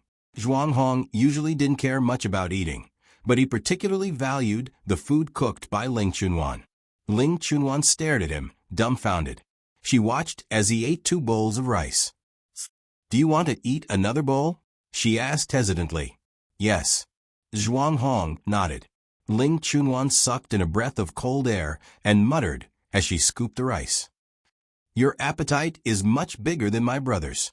I'll have to increase the portion when I cook next time. After lunch, Zhuang Hong took the initiative to wash the dishes, and Ling Chunwan washed the strawberries beside him.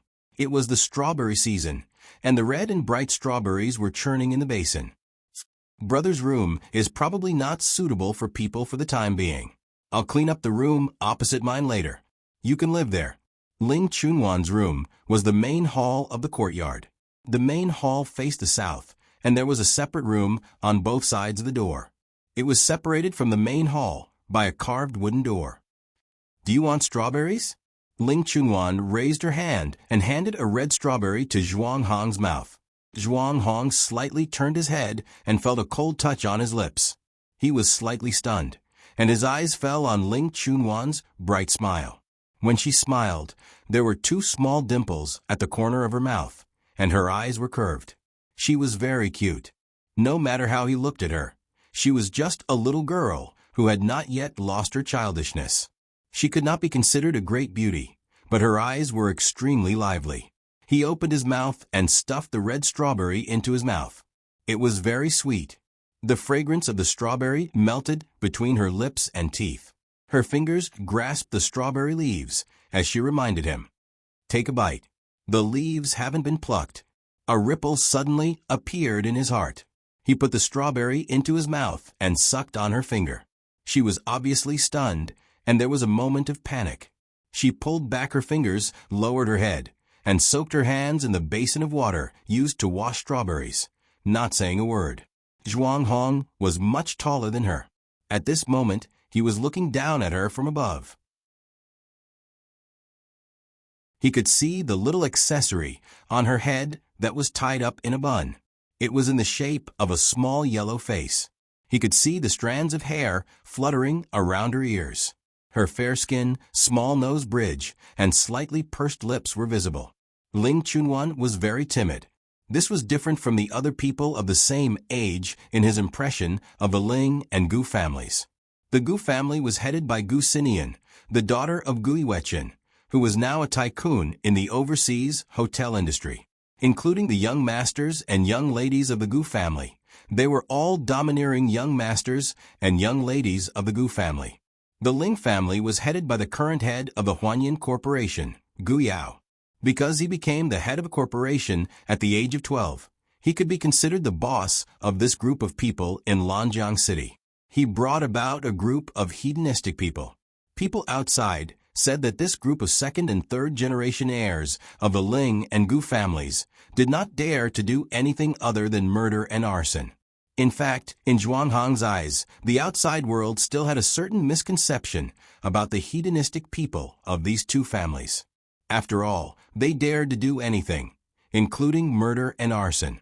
Therefore, Ling Chunwan was an accident. She was a pure and innocent person who emerged from the mud without being stained. She was a good match that fell from the sky in what he thought was a boring political marriage. It was just that she was too slow and too timid. It seemed that she had never considered the matter of the marriage agreement with him. After dinner, Ling Chunwan dawdled in the living room. Her eyelids were already fighting to stay open, but she still had no intention of going back to her room to sleep. Zhuang Hong put down his teacup and glanced at his wrist. It's 10 o'clock. Aren't you going to sleep? Ling Chunwan blinked and yawned. It's 10 o'clock. It's okay. I'm not sleepy. I want to sit for a while more. It seemed like it was going to rain heavily outside. The leaves rustled in the wind, and it seemed like there were people moving around. Zhuang Hong stood up and wanted to see if the bedroom window was closed. Just as he stood up, Ling Chunwan suddenly sat up and asked anxiously, "Where are you going?" He was slightly stunned. "Close the window." Ling Chunwan's stiff expression eased a little. "Oh, you're not sleepy yet, right? You're not in a hurry to sleep, right?" Zhuang Hong saw something in her eyes and smiled. "I'm not sleepy. I'm used to sleeping late at night." "Oh, me too." Hearing this, Zhuang Hong's eyes flashed with a helpless smile. A person who went to bed on time before 10 o'clock every night said that she was used to sleeping late. This was not a clever lie. After closing the window and coming out of the bedroom, Zhuang Hong saw Ling Chunwan hugging a pillow and dozing off on the sofa. His heart ached for her. He walked up to her, but she did not wake up. He stood there for a few seconds and decided to carry her back to the bedroom to sleep. Ling Chunwan was very light. She was 165 meters tall, but she seemed to weigh about 90 kilograms. Her thin shoulders and small collarbone were partly visible under her collar. Zhuang Hong lifted the quilt and covered her shoulders. When he was about to leave, the person on the bed suddenly grabbed his hand in a daze. "Don't go." Zhuang Hong turned around and heard her mumbling, "Brother, it's thunder." It had just started to rain outside the window. The sound of the rain hitting the window was pitter-patter. The thunder had not yet subsided. A dim yellow light was on in the room, illuminating the figure on the bed particularly softly. At this moment, Zhuang Hong felt as if his heart was full. Thinking of Gu Yao's warning, his heart could not help but tighten. He sat by the bed and gently combed the hair on Ling Chunwan's forehead to one side. He had never wished more than, at this moment, that this innocent girl would not be so dense. "Don't let me wait too long, little girl. Your brother did not give me too much time." On the coast of Mauritius, Lu Jingru stepped barefoot on the beach, followed by Gu Yao. He was wearing a white shirt and gray loose trousers, which fluttered in the sea breeze. He was carrying 2 pairs of shoes in his hands, looking very leisurely. You gave Zhuang Hong half a month's time. What can he do in half a month? Don't be cornered by him and take extreme measures. That's your sister. What do you think he dares to do? What can a single man and woman do? Believe it or not, if he dares to do that, Nguyen will definitely run away. Is Nguyen that cowardly? Very cowardly. But you still did it. You deliberately don't want to give Zhuang Hong a way out. Since you don't want them to cultivate their relationship, why do you give people hope? You know that what happened yesterday has nothing to do with Zhuang Hong. Gu Yao frowned and said seriously, "But I just got the news that there are some internal problems in the Zhuangyu group. I want to see if he cares more about his career or Nguyen."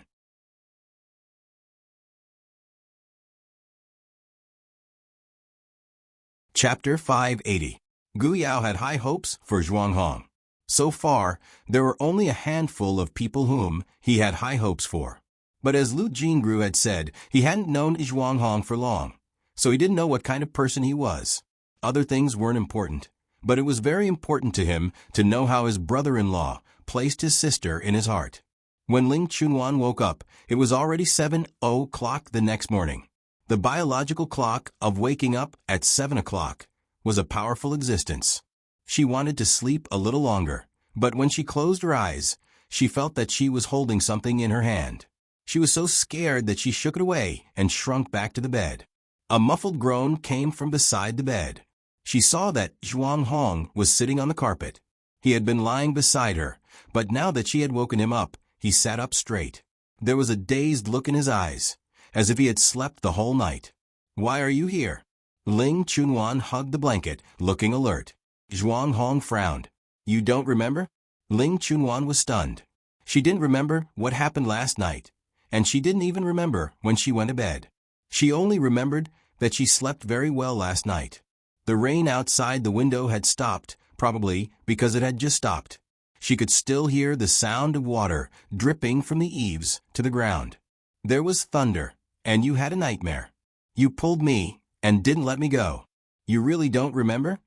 Ling Chunwan's mouth twitched as if she wanted to deny it, but after stuttering for a long time, she still spat out a few words. "Sorry." Zhuang Hong rubbed her hair and smiled. "It's okay, I'm happy." Ling Chunwan shrank back, but didn't have time to avoid his hand. When he messed up her hair, she watched as he walked out of her bedroom. His tall and slender figure was very pleasing to the eye. He seemed to be a little taller than Brother Nanzhou, Ling Chunwan thought to herself. After breakfast, Ling Chunwan wandered around the courtyard. The sky cleared up after the rain.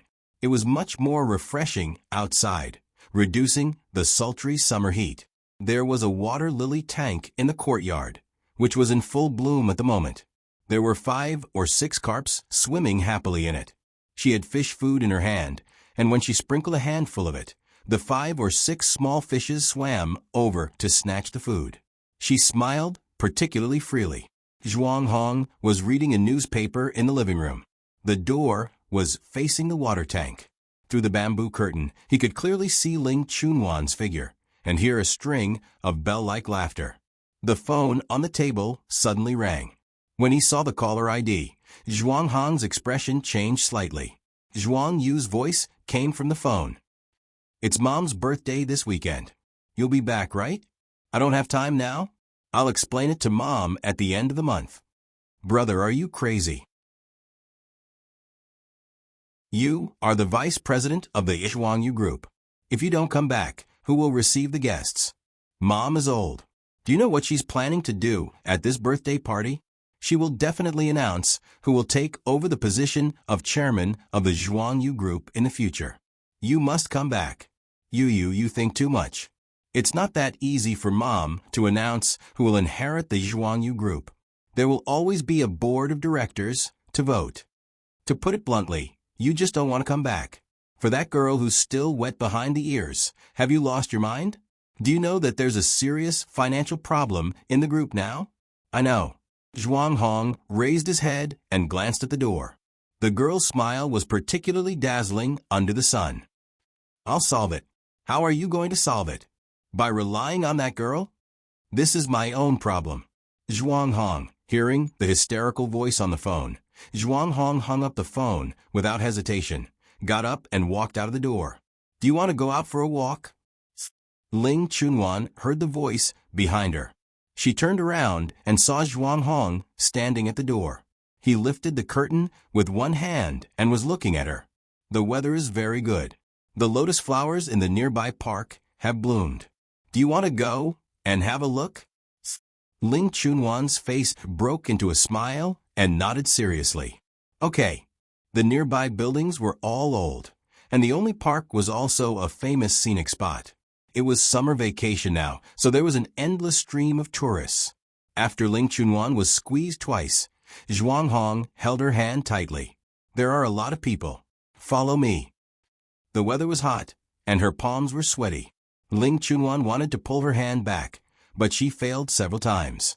She pouted and let him do as he pleased. "You should come here often, right?" Ling Chunwan shook her head. "Not often. My brother said that the outside world is very dangerous." "Did your brother say the same thing to the other siblings?" "Yes. But I heard that your other siblings seem to like to play outside." Hearing this, Ling Chunwan was stunned. She lowered her head and didn't know what to say. Zhuang Hong didn't ask any more questions. Instead, he changed the topic. "Do you have a good relationship with the eldest daughter of the Four Seasons Villa?" "Chun is my cousin. Of course, we have a good relationship." "That day at the wedding, the boy who confessed to her is the one you like?" Before he finished speaking, Zhuang Hong clearly felt his hand stiffen. "No, Brother Nanzhou is just a very good brother." Zhuang Hong lowered his head to look at Ling Chunwan. From her slightly trembling eyelashes, he could see the panic in her heart. He suddenly felt a little irritated and squeezed her hand tightly. The moment she raised her head, he said in a deep voice, "You don't know how to lie." Ling Chunwan's hand hurt a little from being squeezed. She couldn't help but frown. "I didn't. Don't lie in front of me in the future." His commanding tone made Ling Chunwan reveal a somewhat stunned expression. She looked at him blankly. Zhuang Hong just glanced at her indifferently and continued to lead her forward. Along the way, there were lotus ponds. 10 miles of lotus flowers were in full bloom. However, there were so many tourists that it was very difficult to stop and enjoy the scenery. Not all tourists would walk to the end of the 10 miles long road. Most of them turned back halfway to the next scenic spot. After walking for half of the distance, the surrounding crowd obviously decreased, but Zhuang Hong didn't seem to have any intention of letting go of his hand. Ling Chunwan only felt like a child being pulled by an elder. Her heart was full of helplessness. She was not in the mood to enjoy the scenery at all. The phone suddenly rang, giving her enough reason to break free from Zhuang Hong's hand. She looked at Zhuang Hong apologetically, waved the still flashing phone, and then ran to the willow tree by the shore to answer the phone. Because she didn't look at the caller ID, she was still stunned when she heard the voice on the other end of the phone. "Brother Nanzhou?" Lu Nanzhou's voice was very clear. He asked directly, "Nuanyuan, aren't you at home? Why is there no one in the courtyard? Hey, what's going on in Brother Guyao's room? You're in the courtyard?"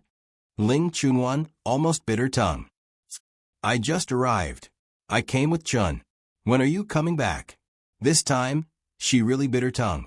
Ling Chunwan was in so much pain that she cried.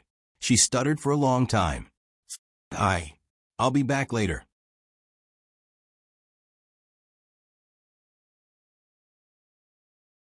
Chapter 581. After strolling around the park for a while, Ling Chunwan rushed back. It was obvious who had called her. Zhuang Hong's face was gloomy all the way, but Ling Chunwan was so careless that she didn't notice it at all. She even urged him to leave quickly. "Why are you in such a hurry?" "I'm in a hurry." Ling Chunwan looked back at him, still in a hurry. "Brother Nanzhou's room hasn't been cleaned yet. I'll go back and dry the quilt before it gets dark." "Doesn't he like your cousin? Why are you so excited? Does he appreciate it?" Ling Chunwan suddenly stopped in her tracks. Perhaps it was because it had been too long since Guyao and Lu Junro's wedding, or perhaps it was because her self-healing ability was too strong. If not for Zhuang Hong's reminder, she would have almost forgotten the scene that day. "Why aren't you walking? Did I hit the nail on the head? Did you forget the pain after the scar healed? Does it hurt now?" Zhuang Hong was flustered when he saw her like this. He did not say anything nice. "Can you not mention this when you see Brother Nanzhou later?" Ling Chunwan suddenly looked up at him. Zhuang Hong frowned and clenched his fists. He walked into the house without looking back and said, "I'm not that free." When he walked into the courtyard, he saw Lu Nanzhou standing next to the water lily tank. He was holding a box of fish food and looked relaxed. Zhuang Hong walked behind him and went back to his room without looking at him. He heard footsteps and looked back. He only saw Zhuang Hong's back as he entered the house. Ling Chunwan caught up and jogged over. "Brother Nanzhou." Lu Nanzhou looked at Ling Chunwan and smiled. "You're back? I called someone to fix the house. They should be here soon." Ling Chunwan nodded. "Brother Nanzhou, why are you here? What's the matter?" "I'm here to accompany Chun." These words made Ling Chunwan's expression change slightly. The sound of the door opening behind them explained everything. The door of the guest room facing the east of the courtyard opened. Gui Wechen was standing at the door in a bohemian-style gray-brown spaghetti-strap dress. She was only 1 year older than Ling Chunwan, but she was already very charming. Ling Chunwan's eyes lowered 2 inches. She stood there and did not know what to say. "Nuanyuan." Gui Wechen walked toward her with an awkward expression on his face. It was a stark contrast to his usual fiery temper. I called you. I heard from Brother Gu yesterday, so I was worried. So I came to take a look. I'm fine. Ling Chunwan pursed her lips. Well, you haven't eaten yet, right? I'm going to see if there's enough food in the kitchen. If not, I'll have to go to the supermarket. In fact, the food in the kitchen was just bought. The refrigerator was full. It would not be a problem to eat for half a month. Nuanyuan. Gu Yuechen's voice came from behind. Yes? I'm with Nanzhou. Ling Chunwan was about to turn around, but when she heard this, she turned her head back and whispered, Oh, I know. After saying this, she went into the kitchen. Gu Yuechen stood there with a complicated expression. Chun, come and see. There seemed to be 2 more fish here than last time. Lu Nanzhou's voice came from behind. Gu Yuechen frowned. It was a complete accident that she got together with Lu Nanzhou. She could swear on her life that before he confessed, she did not have any improper thoughts about this boy who grew up with her. She treated him like a brother. The only difference was that she was very fierce to other childhood friends, but she was a little nicer to Lu Nanzhou. And this good temper was all because of Ling Chunwan. It was all because when she was 15, she secretly read Ling Chunwan's diary and found out that Ling Chunwan had a crush on Lu Nanzhou. So, on account of him being her future cousin-in-law, she was very loyal to him. Who knew that it would suddenly become a mess? After Lu Jingru and Gu Yao's wedding, she was also upset for a period of time. She even made up her mind to draw a clear line between her and Lu Nanzhou. But Lu Nanzhou, who usually looked very arrogant, was like a different person after he confessed. He kept pestering her until she wanted to cry, but had no tears. Gu Yuechen could not explain it clearly. How could she just confusedly agree to him? But there was one thing she was very clear about. There was a knot in her heart with Ling Chunwan. She could not tolerate this. Even if she had to take the risk of breaking up with Lu Nanzhou, she had to get her sister back. In the east room of the main hall, the bedroom door was open. The sound of flipping books could be heard. Gu Yuechen stood at the door. Her slender fingers knocked on the door, and the sound she made was very unfriendly. Zhuang Hong looked up, closed the book, and looked at Gu Yuechen. What's the matter?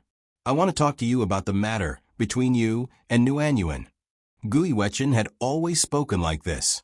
Zhuang Hong did not fall for her tricks. He glanced at her and opened the book again. Who are you to talk to me about the matter between me and Nuanyuan? I'm her cousin.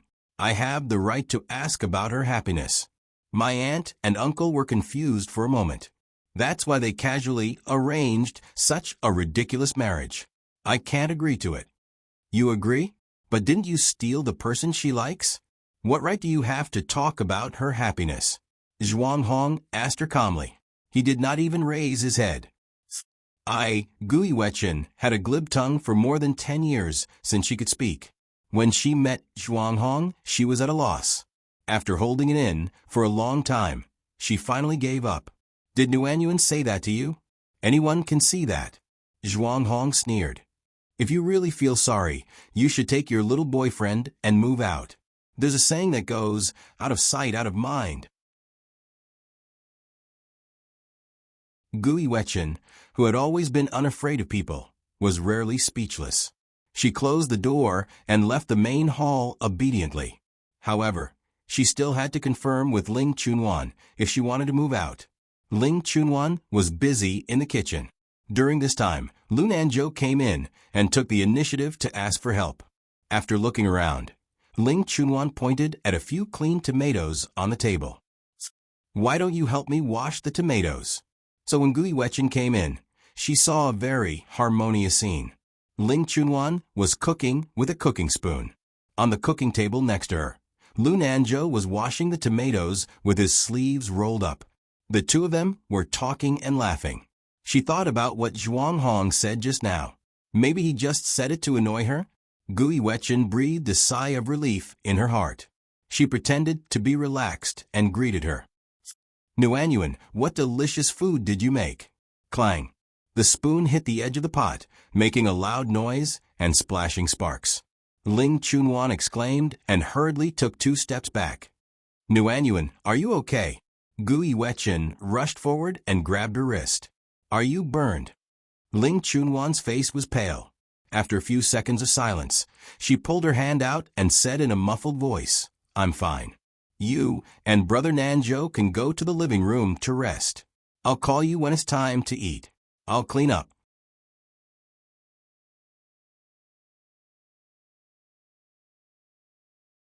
Chapter 582. Looking at Ling Chunwan's distant eyes, Gui Wechen felt an unbearable stuffiness in her heart. Nanzhou, you go out first. Lu Nanzhou's face showed a trace of doubt, but he didn't think much of it and turned to leave. After closing the door, Gui Wechen took a deep breath and suppressed her anger. Nuanyuan, is it really so hard for you to accept that I'm with Nanzhou? I don't want to talk about this. Ling Chunwan frowned, her eyes full of avoidance. If it's so hard for you to accept, I'll go out and break up with him now. We'll be like before, just say the word.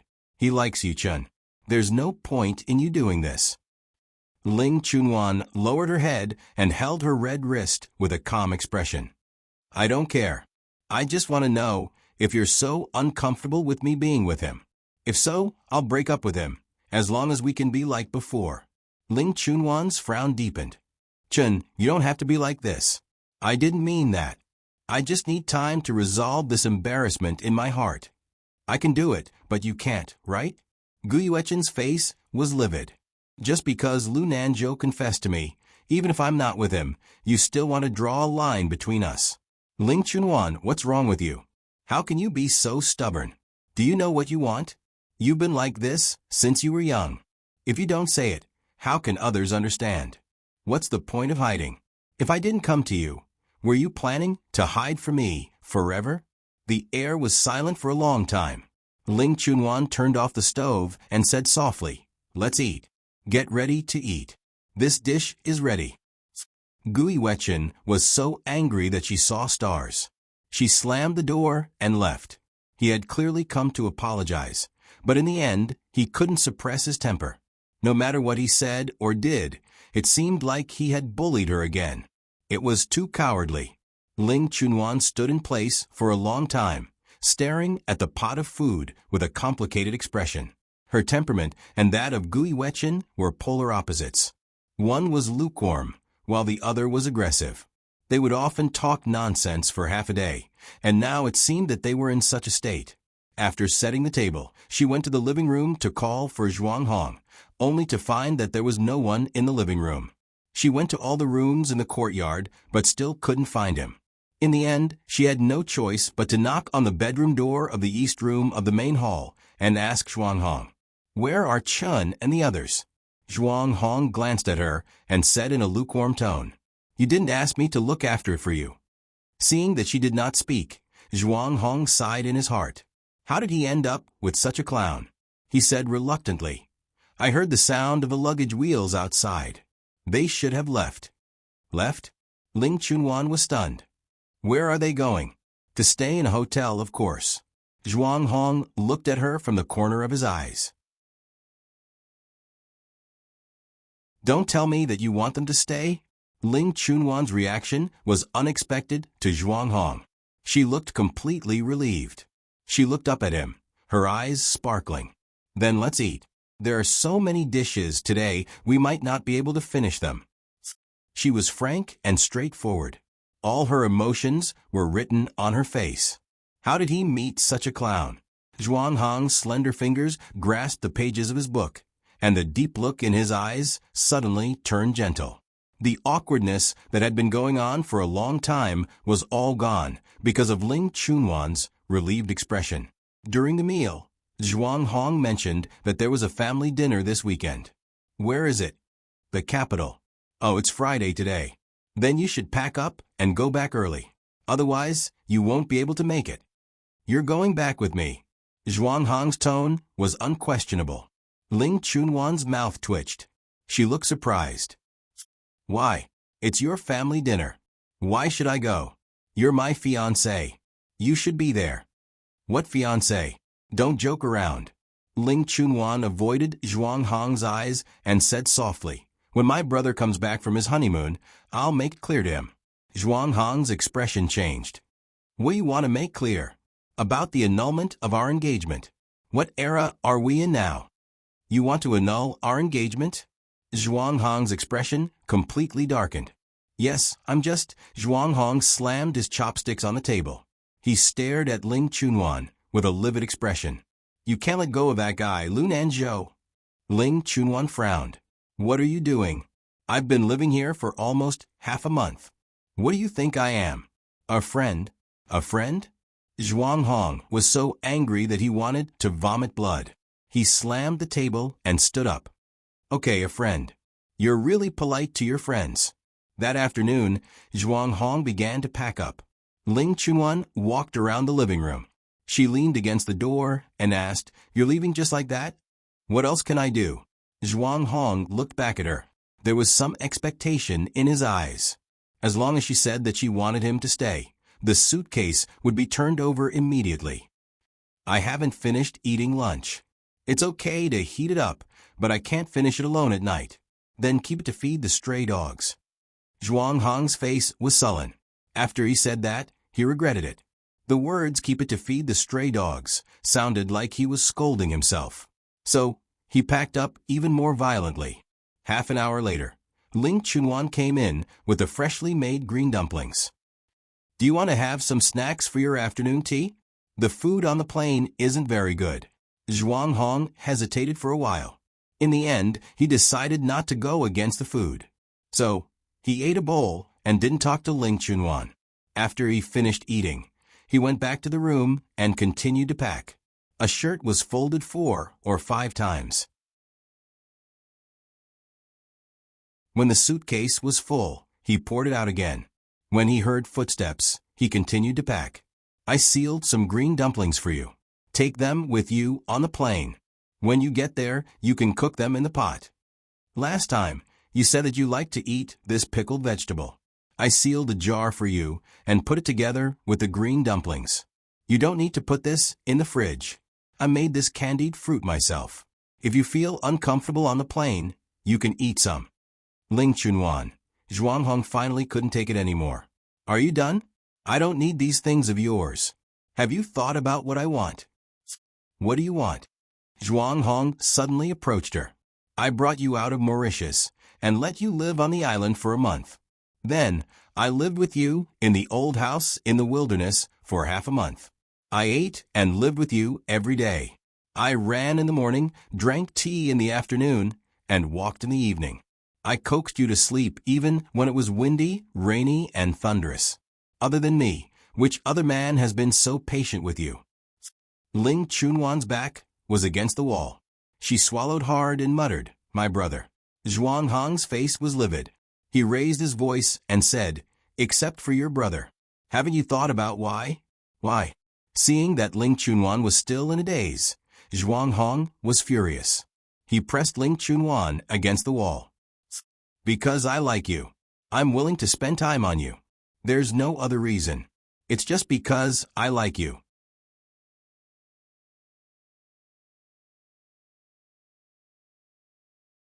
Chapter 583. When Zhuang Hong left the old house with his suitcase, Ling Chunwan was still leaning against the wall with a blank look on her face. A week later, Gu Yao and Lu Jingru returned from their honeymoon. They brought small gifts for their family. Ling Chunwan received a set of bone porcelain tableware. She loved it so much that she couldn't put it down.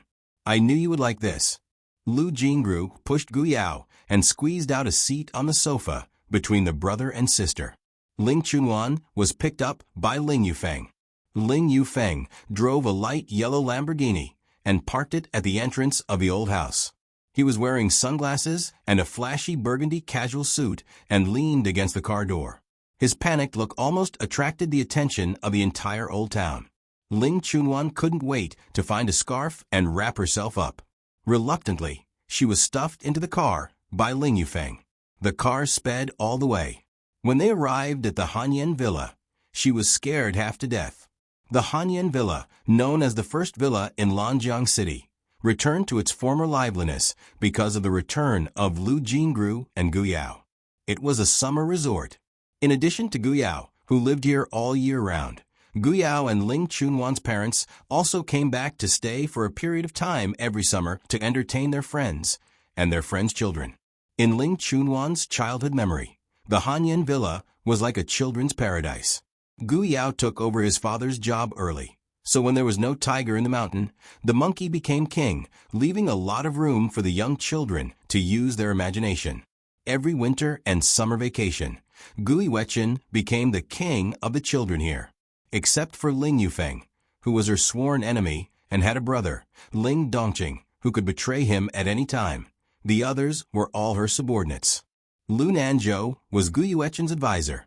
He coerced the two younger brothers, Song Yanma and Bai Jing, to form an army to fight against Ling Yufeng. He spent the whole summer in the villa. In those memories of a flamboyant childhood and adolescence, Ling Chunwan was never there. She seemed to be born with no sense of existence, living a life completely different from her brother, who became famous at a young age. Beside her was the singing Queen Lu Jingru, who had just been promoted to sister-in-law. Her beautiful voice pulled back her thoughts. It took a lot of effort to bring this back. Your brother asked me to bring it back, but this thing is fragile. Who knows what will be a pile of broken porcelain pieces when it comes back. Finally, I forced your brother to carry it back. Thank you, sister-in-law. Hey, don't call me sister-in-law. It's so old. Just call me sister like before. Sister. Hey, you're so obedient. How is that obedient? She's been silly since she was a child. Ling Yufeng was always sarcastic. This was one of the reasons why he and Gu Yuechen were at loggerheads for so many years. Lu Jingru rolled her eyes at him. Damn brat, shut your stinky mouth. If you don't know what to do, put down the model I brought for you. Ling Yufeng was a model enthusiast. His family collected all the models of ships in the world. The one Lu Jingru brought back for him was the one he had been looking for a long time. When he heard this, he naturally begged for mercy. I'm wrong, okay, sister? Nuanyuan is obedient. In the whole family, Nuanyuan is the most obedient, okay? This is the truth. Lu Jingru had a matter-of-fact expression. By the way, what's going on with Chun and Nanzhou? We agreed to have a family dinner today. We'll be eating in a while. The elders are all here. How can they not be here? Ling Yufeng was busy with the model in his hand and responded casually when he heard this. Dongqing went to the hotel to pick them up. They should be here soon. The two of them are staying a little far away. Hotel. Lu Jingru's expression changed slightly. What hotel are they staying at? The Lu family was in the center of Lanjiang City. Although Lu Nanzhou didn't come home often, there was still a place for him to stay at home. As for Gu Yuechen, needless to say, she grew up in Hanyan Villa. She had never heard of the two of them staying at a hotel in Lanjiang City. Suddenly, a clear force came from her wrist. Lu Jingru turned to look at Gu Yao and saw a complicated expression in his eyes. Only then did she come back to her senses. She glanced at Ling Chunwan. Nuanyuan, do you know that Chun is back? Ling Chunwan nodded and squatted in front of the sofa, playing with the bone china cup in her hand. Yes. Then what about her staying at the hotel? I know. Isn't that a bad idea? I didn't let her stay at the hotel. Then shouldn't you try to persuade her to come and stay here? After all, she is your cousin. If your uncle and aunt hear about it, they will be unhappy. Ling Chunwan stopped touching the bone china cup. Gu Yao glanced at Lu Jingru and said indifferently, She doesn't have to say that. The atmosphere became gloomy all of a sudden. Even Ling Yufeng felt it. Lu Jingru and Gu Yao both had bad tempers, and now their expressions were not good. Gu Yao, I don't have a problem with my brother staying at the hotel, but Chun is your cousin, right? Uncle and the others are all here today. If they ask about it at the dinner table, how are you going to explain it? I don't think this matter needs to be explained. Gu Yao's face darkened. They are willing to stay at the hotel. If Nuanyuan has the ability to force them to stay at the hotel, I will personally invite them back. Ahem. Ling Yufeng suddenly coughed and pulled Ling Chunwan up from the ground. Nuanyuan, I have something to give you. Come with me. The boys and girls who were busy unwrapping the gifts in the room all found an excuse to stroll out, leaving the awkward atmosphere in the room for the couple who had just returned from their honeymoon to solve it by themselves. After everyone left, Lu Jingru glanced at the door from the corner of her eye. After confirming that no one was there, she let out a long sigh of relief. Her gloomy face instantly brightened up, and she said with a smile, "Your sister is so worried about you." You're really worried about your sister. Acting is really difficult. I think we can reject the movie that your agent gave us. Gu Yao looked calm. Someone has to force her. There will always be a place for her to hide. She doesn't know what she wants in this life. Do you think she will know when we quarrel? And you, Feng? Damn. Lu Jingru twitched the corners of her mouth. I was wondering why this guy was going to pick up Nuanyuan today. You arranged it long ago, didn't you? What else are you hiding from me? Lin Yufeng closed the door and waved her hand. Sit down. Make yourself at home. Ling Chunwan curled her lips, sat down on the bed, and leaned against the mattress with a pillow in her arms. This is my room. You are not coming back to live here, so I unilaterally declare that this room belongs to me. It's pink. Ling Chunwan glanced at the pink curtains and wallpaper and kindly reminded him, and you have your own room. But pink is my favorite color. My room was renovated 2 years ago, and my father painted it black and white. It's as ugly as a graveyard. It's not suitable for people to sleep in. Ling Chunwan smiled and said nothing. You have been absent-minded these 2 days. Tell me, who do you like? I will go and get him for you. How about it?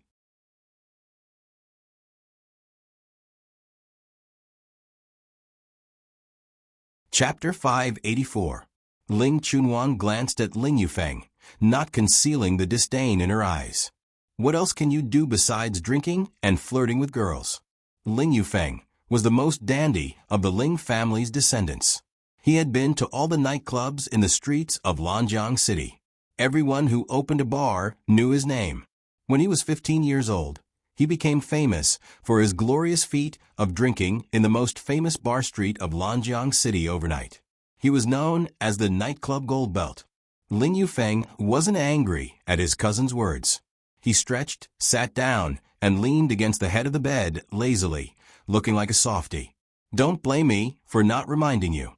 It's not easy to meet true love in one's life. It's okay to be a coward. Brother will protect you. If you're a coward at such a critical moment, no one can do anything about it in the future. Ling Chunwan curled her lips and said, Then which of your ex-girlfriends is your true love? Me? Ling Yufeng turned over and looked at Ling Chunwan with his head on the bed. All of them? Every one of them. Ling Chunwan tugged the corners of her mouth. But not everyone is as lucky as me to meet true love every now and then. Ling Yufeng looked at her with a mischievous expression. For example, I think it's not easy to meet a cowardly otaku like you once in a lifetime. You get out. Ling Chunwan was annoyed by his sarcasm. She wasn't as eloquent as him, so she could only force out such a sentence with a red face. Ling Yufeng raised his hand and rubbed her head with a grin. Hey, I'm just joking with you. Zhuang Hong is obviously not a good person. How can I push you into the fire pit? I don't want to talk to you anymore. Okay. I'll shut up, okay? Ling Yufeng simply turned back and leaned against the edge of the bed to rest with his eyes closed. After a long silence, Ling Chunwan's weak voice sounded. Why do you say that Zhuang Hong is not a good person? Ling Yufeng turned his head and slowly opened his peach blossom eyes as he said meaningfully, Don't worry. Because I heard yesterday that he broke off the engagement with your parents and is preparing to get engaged to someone else. Many people came to the Ling family's banquet. This time, it was mainly because Lu Jingru and Gu Yao came back from their honeymoon. Their parents happened to be in Lanjiang, so they conveniently arranged a party and invited their close relatives and children to have a meal together. Ling Chunwan's mother had made a lot of friends when she was young. Now they were all rich and powerful. Her children were also multi-talented. Every time on such occasions, Ling Chunwan felt like she was sitting on pins and needles. She was most afraid that some uncle or aunt would ask Nguyen to sing or dance or something like that. A long Western-style table was filled with people. Lu Jingru looked around and tugged at Gu Yao's sleeve. "Where are Nguyen and Yu Feng?" Gu Yao looked calm as he passed the message to Lu Jingru. It was a message from Ling Yufeng. "Brother, it's done. I'm taking Nguyen away. Don't forget what you promised me. You really let that guy take Nguyen away. My heart isn't here. It's better to go out for a walk." "No. Do you know where Yu Feng is taking Nguyen?" As they were talking, Gu Yao's mother suddenly asked, "Where's Nguyen? Why didn't that girl come?" Gu Yao said seriously, "She went to the capital." Gu Yao's mother, Yi Huanyan, was stunned at first. Then she laughed and looked at her husband beside her. A grown girl can't be kept at home. This girl didn't even say anything. It only took 3 hours to fly from Lanjiang City to the capital. When they got off the plane, it was already night. The capital was even more prosperous than Lanjiang City. As soon as they got off the plane, Ling Yufeng dragged Ling Chunwan like a wild horse out of control. He called his friends over the phone and went straight to a famous nightclub street in the capital. The deafening music, the messy dance steps, and the flickering lights on the dance floor frightened Ling Chunwan. She kept locking herself in the corner of the booth. It was impossible for her to go to the dance floor and pull the crazy Ling Yufeng out. She could only curl up into a ball and shiver in the music. The deafening music on the dance floor almost burst people's eardrums.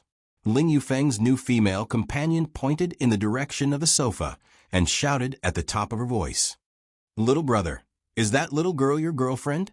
Are you just going to leave her there? She's not safe." Ling Yufeng glanced through the crowd and laughed heartlessly. "That's my sister. Don't worry about her. She's much safer here than I am." "What do you mean? Does your sister own the bar?" "More or less. Not now, but in the future." Ling Yufeng had a meaningful look on his face. In the booth, Ling Chunwan had a headache because of the music. She couldn't resist the so-called friends called by Ling Yufeng. They forced her to drink one glass of wine after another. She drank until her head was dizzy. In the end, she had no choice but to run to the bathroom. Her memory of that night was broken after she bumped into someone at the door of the bathroom. When she woke up the next day, it was already noon. The severe pain in her body made her groan. As soon as she opened her eyes, she panicked. In a strange room, in a strange bed. The sound of running water came from the bathroom. After a night of drunkenness and melodramatic drama, she carefully lifted the quilt on her body, her face pale. She was naked under the quilt. As soon as she moved a little, her lower body twitched in pain. The bruises on her shoulder and collarbone were clearly reflected in the mirror opposite her. It was ambiguous and embarrassing. The sound of running water in the bathroom stopped abruptly. The sliding door made a sound, revealing a man's strong chest. He was wiping his hair with one hand. The water slid down his wheat-colored chest and into the bath towel tied around his waist. Awake. The magnetic voice pulled Ling Chunwan's soul back. The tall figure was already sitting by the bed. Ling Chunwan looked at the familiar face. Her body stiffened. After a long time, she found her voice. "You. Why are you here? Last night you still have the nerve to mention last night." Zhuang Hong had a mischievous smile on his face. He suddenly leaned in close, nose to nose. His breath was ambiguous. "It's my first time. Ling Chunwan, you have to be responsible for me." "How? How could there be such a person?" 3 days later. On the day of the engagement party of the Zhuang Yu Group in the capital, Zhuang Hong, the vice chairman of the Zhuang Yu Group, and the bride Duan Ruyun both disappeared. The news swept the major newspapers and caused an uproar. The news spread to Lanjiang City. At that time, Ling Chunwan's parents were already on a plane to Orlando. Before boarding the plane, they saw the news. Yi Huanyan and Ling Han looked at each other and smiled. The little coward that they had raised at home for 19 years finally grew up. It was worth celebrating. As for the other main character of the wedding banquet, the bride, Duan Ruyun, when she woke up on the morning of the wedding banquet, she found herself in a strange hotel room. She was tied up and there was no answer to her cries. After struggling for a long time, a man opened the door and walked in. He was 185 meters tall and wore a white racing suit. He had a pair of peach blossom eyes that were filled with brilliant spring water. He was looking at her seductively. Miss Duan, you have two choices now. The first is to go to the wedding banquet, but your fiancé has run away with someone else. Before you go, you have to think about how to face the awkward situation. The second is to go with me now. After all, if both parties run away from the wedding, no one will lose face. It's very fair.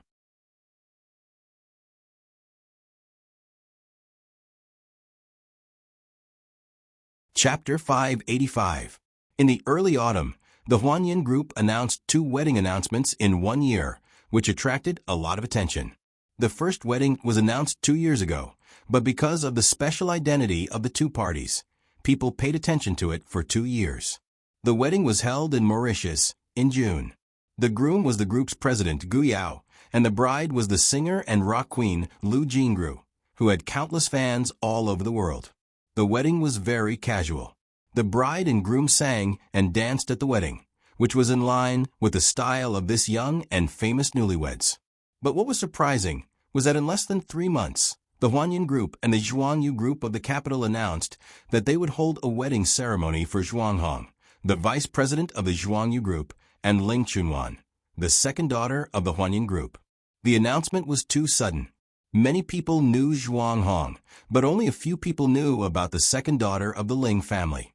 It was still okay in Lanjiang, but outside of Lanjiang to the capital, the name Ling Chunwan was unheard of. The wedding was held in a wine manor in the eastern district of the capital. The person in charge of the layout of the wedding was Zhao Fun, the right-hand woman of the current chief editor of Fengshang. It was said that Miss Zhao was the disciple of the former chief editor, Ji Xiaoye. Because of her former identity, she was like a fish in water in the fashion industry and had a good relationship with celebrities in all walks of life. At the wedding, Zhao Fun was wearing a little black Hepburn dress. Her red lips were very domineering. She stepped on a pair of 12 centimeters crystal high heels and helped the Ling family welcome the guests at the door. She was very busy. Gu Yiwechen and Lu Nanzhou came together. Seeing that Zhao Fun didn't treat her as an outsider, Gu Yiwechen's eyes tightened a little and showed a displeased look. But she thought of something and didn't say anything. Zhao Fun's eyes were sharp. She saw that Gu Yiwechen wanted to avoid her and enter the banquet hall. She suddenly raised her voice. "Isn't this Chen? I haven't seen you for a long time.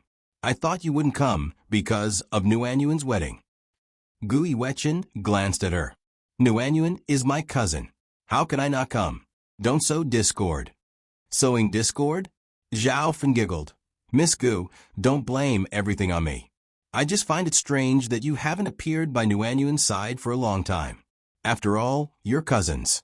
I didn't see you at the dinner party on the eve of the wedding." Gu Yiwechen frowned.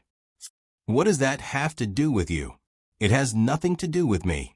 It's not like I stole the person my cousin likes." Zhao Fun glanced at Gu Yiwechen with eyes full of contempt. Zhao Fun's voice was not loud, but it was heard by many people, causing a burst of whispers. Gu Yiwechen had always been hot-tempered. She was about to lose her temper, but Lu Nanzhou pulled her back and comforted her. "Chun, this is Nuanyuan's wedding. Don't cause trouble. Bear with it." These words reminded Gu Yiwechen. Her relationship with Ling Chunwan was already a little rigid. If she ruined her wedding, there would be no way to clean up the mess. After thinking about it, she clenched her fists, glared at Zhao Fun, and turned to leave. Along the way, she kept muttering, "This Zhao Fun is obviously a bad person, but my mother likes her. She even gave Fengshang dynasty to her. How strange." Lu Nanzhou kept comforting her. "Auntie Yu likes her daughter the most. She only treats Sister Zhao Fun as a friend. Think about it. Sister Zhao Fun's parents passed away early, and Auntie Yu watched her grow up. She can be considered half a daughter." I think she's more like a daughter than me. Gui Wetchin threw off Lu Nanzhou's arm in a fit of pique and walked towards the venue where the snacks were placed. Recently, I've been choking. Everyone doesn't like me. After Nuanyuan's wedding is over, I'll go back to Four Seasons Villa and never come to Lan River again. That won't do. If you don't come to Lan River, how are you going to marry me? Who wants to marry you? Gui Wetchin glanced at him with a sullen expression. If it weren't for you, Nuanyuan and I wouldn't be in this mess. You're the culprit. Don't try to deny it. It's all my fault. Lu Nanzhou gave her a glass of juice and reminded her. Don't drink at night. You've been drinking a lot these past 2 days. I know. You don't have to tell me. If you know, drink the juice. Lu Nanzhou stuffed the juice into her hand. No matter what others say later, don't take it to heart. Gui Wetchin didn't say anything, but her expression was complicated. The better Lu Nanzhou coaxed her, the more irritated Gui Wetchin became. As long as she couldn't untie the knot in her heart with Ling Chunwan, she couldn't treat her relationship with Lu Nanzhou seriously. As for Lu Nanzhou's request to bring her to see his parents, she had already rejected him countless times. She had a feeling that Lu Nanzhou would use Ling Chunwan's wedding to bring up this matter again today. After all the guests arrived at the wedding venue, they sat down according to their respective seats. The chairman of the Zhuangyu group, Zhuang Suqiu, brought her daughter, Zhuangyu, Ling Chunwan's mother and brother, Gu Yao, to sit at the head of the table. Accompanied by the music, Ling Chunwan, dressed in a white dress, held her father, Ling Han's arm and walked down the spiral staircase step by step. Behind her were two delicate flower girls. Ling Chunwan rarely put on makeup. Today, she only put on a little makeup.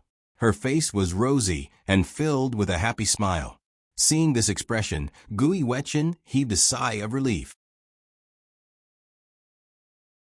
When she first found out that Ling Chunwan was going to marry Zhuang Hong, she had always thought that Ling Chunwan was angry at her for stealing Lu Nanzhou. Because of this, she had asked her aunt many times. Until the wedding date was set, her heart was in a mess. Today, it seemed that she had worried too much. The MC invited a famous TV host. The atmosphere was warm and relaxed. When the bride and groom were exchanging rings, Gui Wetchin's eyes fell on the bridesmaid beside Ling Chunwan. That position should have been hers. She sighed in her heart. Chun, I have something to tell you. Lu Nanzhou's voice suddenly came from beside her. Gui Wetchin was stunned. Yes. Look, your parents and my parents are here. After the wedding, why don't we have a meal together? Gui Wetchin's expression changed. I think it's better not. This is Nuanyuan's wedding. The wedding will end very late. It's okay. We don't have to wait until the wedding is over. I have booked a private room. As long as you agree, we can leave early. Gui Wetchin avoided his eyes and frowned. I think it's better not. I'm not ready. Since Nuanyuan is married, you should agree to go home with me to see my parents, right? Lu Nanzhou was still trying to persuade her. Although his voice was not loud, the people around the table looked at him strangely. Gui Wetchin became irritated and raised her voice. Are you done? I said that I'm not ready. You can take whoever you want to see your parents. I'm not going.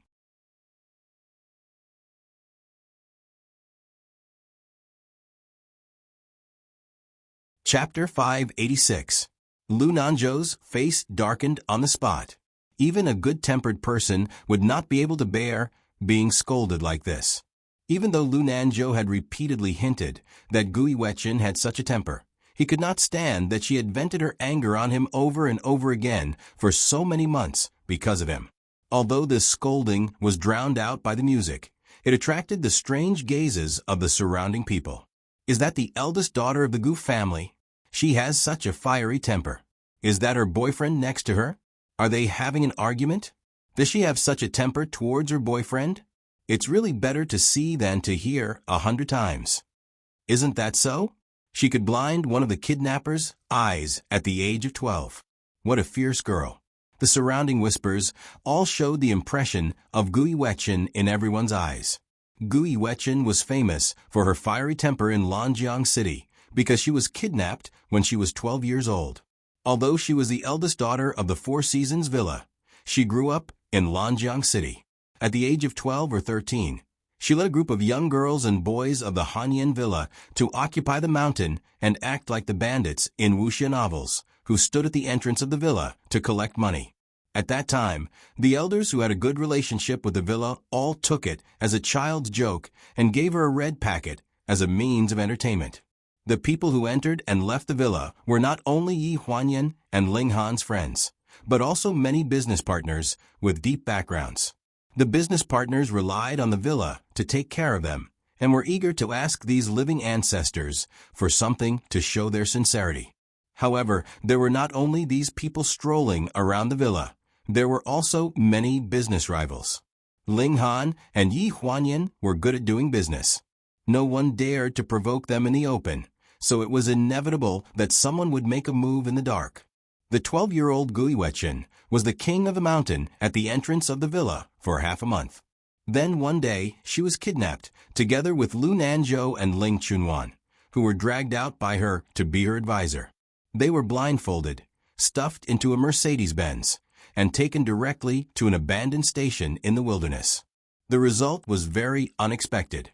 The people of the Four Seasons Villa and the Hanyan Villa rushed to the scene one after another, only to find the kidnapper lying on the ground, covering one eye and crying in a pool of blood. Lu Nanzhou and Ling Chunwan shrank behind two abandoned tires and shivered. Only Gui Wechen held a Swiss Army knife in her hand and blocked in front of the two, the tip of the knife still dripping with blood. That was the first time the 12-year-old Gui Wechen really fought with someone. Her body was already dirty, but her eyes were full of fierce, murderous intent. Gui Wechen's father, Gu Xinian, walked out from between the shocked couple of Yi Huanyan and his wife. He squatted in front of his daughter, patted the dust off her body, and only said 3 words. "Good job." It was not a bad thing for a girl to have courage, but it was not a good thing to go too far. When Gui Wechen was 15 years old, it was also the 15th year of Ling Yufeng, who had been her nemesis since childhood. That year, Ling Yufeng had not yet made a name for himself in the nightclub streets of Lanjiang City, and he was unwilling to go out with the name of the Hanyan Villa. He was arrogant and spoke without thinking. In the nightclub, he angered the underworld leader and almost got one of his fingers chopped off. He called Ling Dongqing to get money, but was intercepted by Gui Wechen halfway. In the end, Gui Wechen arrived with bodyguards and smashed the bar with 2 people. From then on, Gui Chen's name was firmly established among the unreasonable hedonistic sons of rich families. In fact, what she did was not sensational. She only smashed a bar. In the end, she even took the initiative to pay for it. She only took Ling Yufeng, who was beaten into a pig's head, away. However, rumors liked to exaggerate. Therefore, it was rumored that Gui Wechen was extremely arrogant. Regardless of right or wrong, she was exceptionally protective. Therefore, when Ling Yufeng flirted with the lover of the underworld leader, she led people to chop off 3 of his fingers. That night, the nightclub street was filled with blood, and the police did not dare to do anything. Gradually, the story of the eldest daughter of the Gu family being unruly, willful, and unable to distinguish right from wrong spread all over the city. Lu Nanzhou was the younger brother of the rock queen, Lu Jingru. Although he was still studying in a foreign music academy, when he was 15 years old, he became a famous original lyricist and composer because of a folk song that became popular all over the country.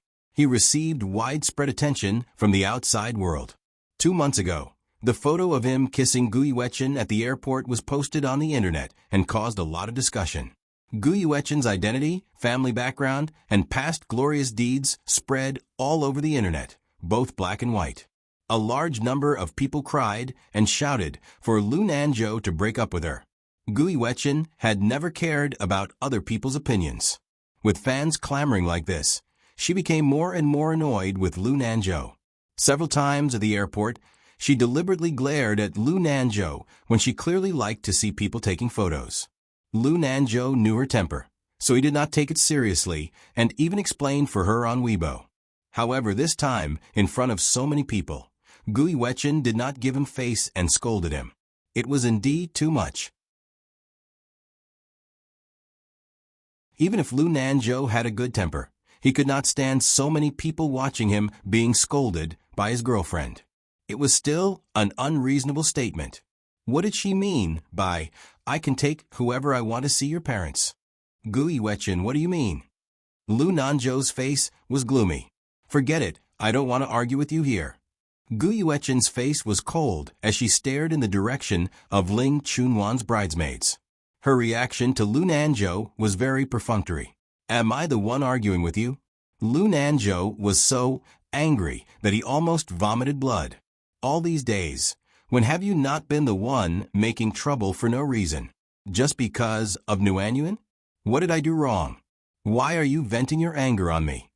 Gui Wechen was already angry, so when she heard this, she said unhappily, "That's enough. Don't be unreasonable. Will you only be happy if I am with Nuanyuan? Are you forcing yourself to be with me? Lu Nanzhou, what are you talking about?"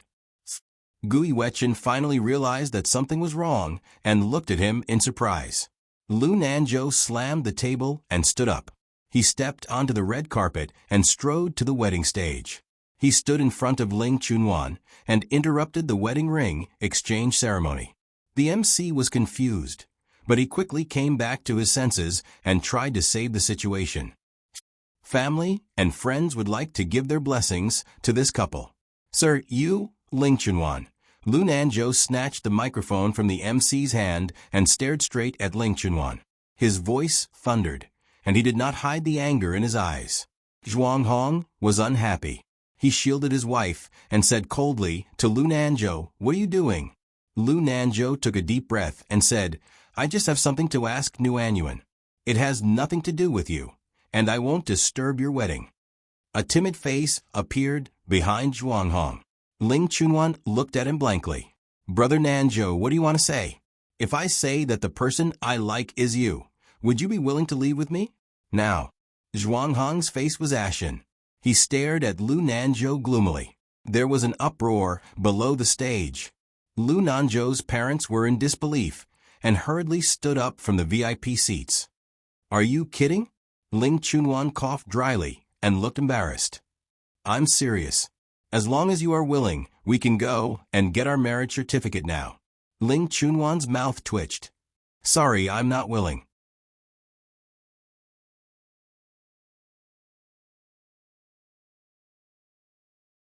Chapter 587. Hearing this, Lu Nanzhou did not show any displeasure. He turned around almost instantly and spoke in the direction of Gui Wechen's table. "Did you hear that? She's not willing." After saying this, Lu Nanzhou left the wedding venue. The MC quickly smoothed things over. "That was just a small interlude. It seems that our bride is indifferent in the face of a wedding robbery. This shows that she is sincere to the groom." Gui Wechen did not listen to what the MC said after that. Her mind was filled with the words Lu Nanzhou said when he passed by the table. "We're finished." After Zhuang Hong and Ling Chunwan's wedding, Gui Wechen returned to the Four Seasons villa. She did not go out for an entire week and obediently stayed in her room in West Court. In the end, her mother, Ji Xiaoye, could not stand it anymore. "The girl is so bored at home every day that she's going to grow mold. Why don't we call Nuanyuan and ask her to come back and accompany her for a few days?" Gu Xinian was sitting in front of the bay window making tea with a leisurely look on his face. "Nuanyuan is on her honeymoon. Why call her back? I think it's good. Weren't you always worried that the girl would not be at home all day? That's too abnormal. Ever since she broke up with Nanzhou, it's like she's been possessed. I'll call Xiao Rou later and ask her what's going on." What's there to ask? He was the one who broke up. Do you want the girl to ask for reconciliation? What's wrong with that? Ji Xiaoye frowned. "I think Nanzhou is pretty good. You don't know what kind of temper your daughter has. It's all because you spoiled her. She's full of bad habits. It's good enough that someone wants her." Gu Xinian said unhappily, "I raised my daughter. How can she be taken away so easily? What's Lu Nanzhou? He's not good enough for my daughter. Just keep bragging." Ji Xiaoya curled her lips in dissatisfaction. You've been spoiling her since she was young. You even think that her farts are fragrant. In the future, I don't know whose unlucky son will marry her. I'm afraid he'll be tortured to death by you. Gu Sinian snorted and continued to sit in front of the windowsill, leisurely sipping his tea. His expression was very pleasant. His daughter didn't have many days to stay at home obediently. These 2 days, he was in a very good mood. He was even a little grateful to Lu Nanzhou. There was nothing bad about breaking up with his daughter and making her change her mind. I won't let her just sit around and wait for death. Don't even think about letting her follow you to the gym. Then what are you going to do? She's about to start school. What's wrong with staying at home? I'll arrange for her to intern at Fengshan tomorrow. If you dare to stop me, you'll sleep in the study tonight. Ji Xiaoya carried a fruit platter and walked towards the second floor. She was still worried, so she turned back and said, "You're not allowed to help her.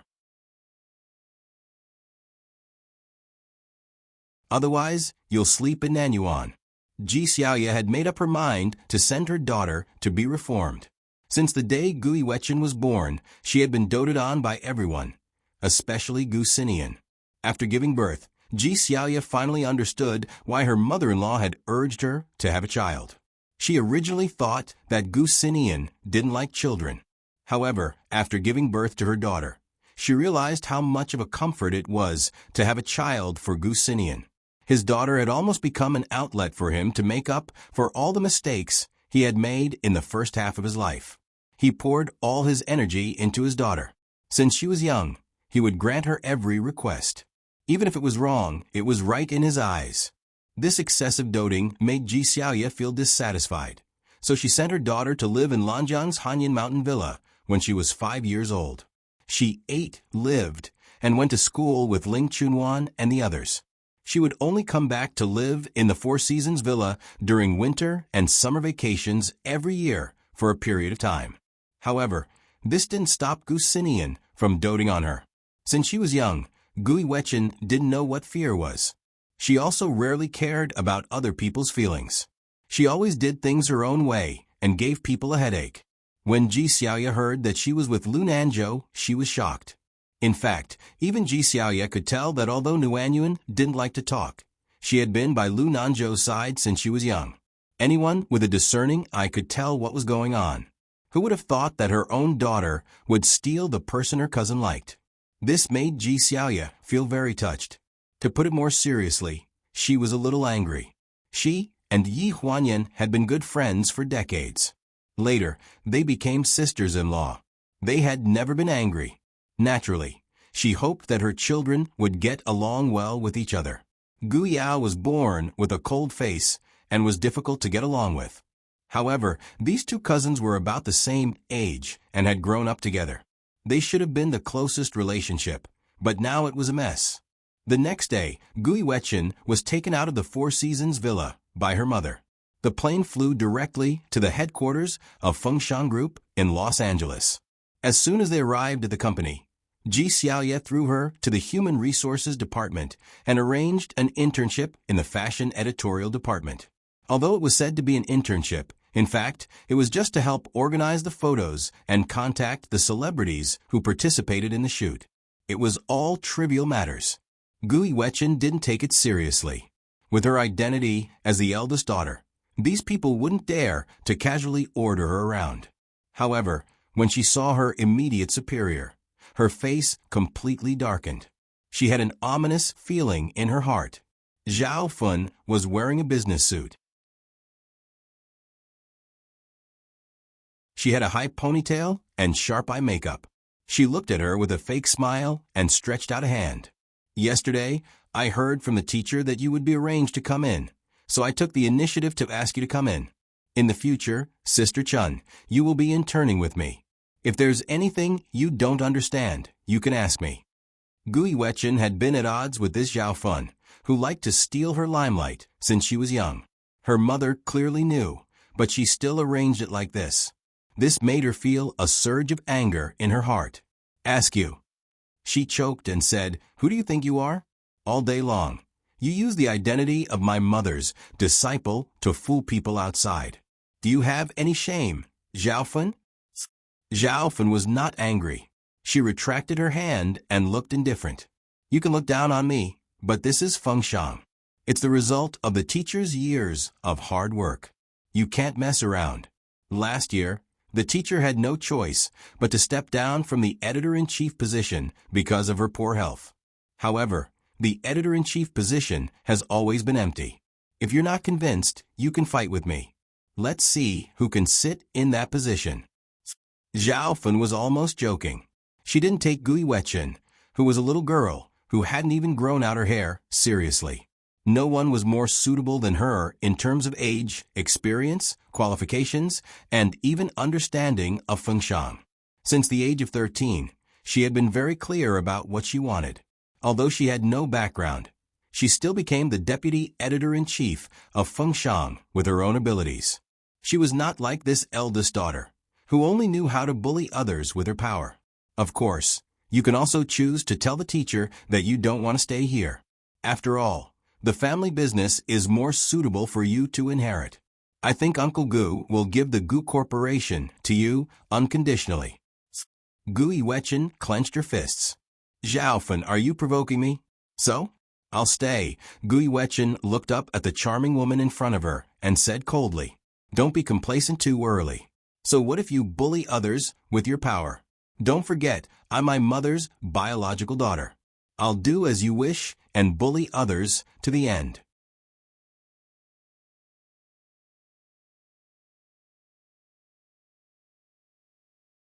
Chapter 588. While they were talking, Xiaofun's other intern, Xiaoyu, had already poured tea. After glancing at Xiaofun, she walked straight to the coffee table with the teacup. Gui Wechen was the daughter of Fengshang's former editor-in-chief, Ji Xiaoye. Although she rarely appeared in the company, everyone in the company knew her. Xiaoyu placed the 2 teacups on the tray on the coffee table. Editor Xiao, miss, have some tea. Gui Wechen glanced at Xiaoyu with displeasure in her eyes. What did you call her? Xiaoyu was stunned. Zhao. Editor Zhao, I'm the one who's ignorant. When did Fengshang change editors? Hearing this, Xiaofun was not angry. She took a sip of the tea. Why are you making things difficult for an intern? I'm the deputy editor. It's only natural for an intern to call me editor. There's no need to be so calculative. Then, she glanced at Xiaoyu. Go out first. There's nothing for you to do here. Xiaoyu hurriedly left, as if she was afraid that Gui Wechen would make things difficult for her. You know how to conduct yourself. Gui Wechen sneered. You've been buying people's hearts since you were young. You're good at it. Miss, I'll give you a piece of advice.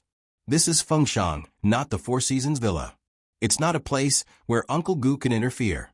Although teacher is your mother, if you cause any trouble, I think she won't be as protective of you as Uncle Gu. You should know this better than me. You seem to be sure that I'll cause trouble. Don't tell me that someone is shameless and wants to trip me up. Xiaofun sneered. You're just more fortunate than me. You were born in the Four Seasons Villa. I became the deputy editor because of my own ability. What right do you have to laugh at me? Because of your ability to curry favor with my mother, right? Don't call her your mother. Your teacher's mother in the Four Seasons Villa. Here, you're still the former editor. You're just an intern. Don't you know teachers' temper after so many years? Let me tell you, not only in the Four Seasons Villa, but in any corner of the world, she's my mother. You want to drive a wedge between us? Impossible. Really? I feel that teacher doesn't really want you as a daughter. Xiaofun's eyes were filled with disdain. She swept a glance at Su Qinshuan with disdain. Even so, it's not up to you to become someone's daughter. Gui Wechen was furious. She stared at Xiaofun fiercely. Just wait and see. After saying this, she slammed the door and walked towards the cubicle. Xiaofun looked at the slammed office door with a meaningful smile on her face. He really didn't know when this young miss would understand that not everyone in this world was her mother. Xiaofun and Gui Wechen grew up together. Xiaofun was only 3 years older than her. People familiar with the Gu family knew that Gu Yuechen's rude and unreasonable temper was actually cultivated. In fact, no matter who it was, if they were born to get whatever they wanted, they would have developed a pampered and unreasonable temper. Gu Yuechen was completely dependent on her father, who treated her like his own life. However, it was said that before her mother gave birth to her, her father didn't want to have a child at all. Her arrival was completely unexpected. Later, after discovering that she was accidentally pregnant, her father kept a straight face throughout the delivery period. This left a psychological shadow in her mother's heart. She always felt that if this child was born, she would most likely be strangled to death. The opposite of her mother was her grandmother, the old lady seemed to have expected what kind of effect her arrival would bring to the Four Seasons villa. Since her mother was pregnant, she had been happy every day and served her mother with all her strength. Sure enough, she was the apple of her father's eye when she was born. Except for crying when she was born, she didn't shed a single tear. Since she was young, her father, Gu Sinian, taught her that no one in this world dared to bully her. If someone dared to do so, then there was no need to be polite. She had her father's support. Other people's children were educated with morals and quality since young. They couldn't do this or that. However, her father was different. It was as if the whole world belonged to him. He would ask for whatever he wanted and would get whatever he wanted. He had never said no. Therefore, Gu Yuechen's life had been smooth sailing for 20 years. If there was one thing that made her beautiful life uneasy, it would be the woman in front of her who had already become her boss, the current deputy editor of Fengshan magazine, Zhao Fun. Zhao Fun was the daughter of a mutual friend of Gu Yuechen's mother and aunt. It was said that the friend had once been in prison with Gu Yuechen's aunt, Yi Huanyan. They became sworn sisters in prison. When Zhao Fun was 6 years old, the friend fought a divorce lawsuit. The son was awarded to the husband, and the daughter was left to her. When it rains, it pours. Not long after the divorce, Zhao Fun's mother died of depression. Before she died, she entrusted her child to Gu Yuechen's mother. Therefore, Zhao Fun was sent to the Four Seasons villa when she was 8 years old. She lived with Gu Yuechen for more than 10 years. Because of her peaceful and introverted personality, she rarely left the villa. She was closer to Ji Xiaoye than Gu Yuechen, who lived in Lanjiang City all year round. In name, Zhao Fun could be considered Ji Xiaoye's adopted daughter. Gu Yuechen's first conflict with Zhao Fun happened not long after Zhao Fun entered the Four Seasons villa. At that time, she was only 5 years old. She was already spoiled by Gu Sinian. When she returned from vacation at her aunt's house in Lanjiang City, she saw her mother, who was usually fierce to her, holding a big sister's hand and catching butterflies in the garden. When his mother introduced Zhao Fun to him, he pushed Zhao Fun down and refused to call her elder sister no matter what. The result of this behavior was that her mother flew into a rage. She immediately decided to send her to Lanjiang City to be disciplined. Even if her husband tried to persuade her, it was useless. Her mother's actions left a shadow in Gu Yuechen's heart. She attributed all the hostility between her and her mother to the invader of the Four Seasons villa, which was Zhao Fun. After that, they would meet 3 to 5 times a year, and they would always part on bad terms. In her memory, her mother would always speak softly to Zhao Fun, as if Zhao Fun was the most outstanding work of art she had raised. However, she would always speak coldly to Gu Yuechen, as if she didn't like him at all. After leaving Zhao Fun's office, Gu Yuechen returned to the position arranged for her by Human Resources. She was still angry. Just as she took out her phone and was about to call Ling Chunwan to complain, she suddenly remembered that she was still in the honeymoon period and gave up. "Miss Deputy Editor, Zhao asked me to bring this information to you." A familiar voice sounded behind her. It was the intern, Xiao Yu, who had just brought tea into the office. Gu Yuechen looked up and saw Xiao Yu standing in front of her with a stack of documents in her arms.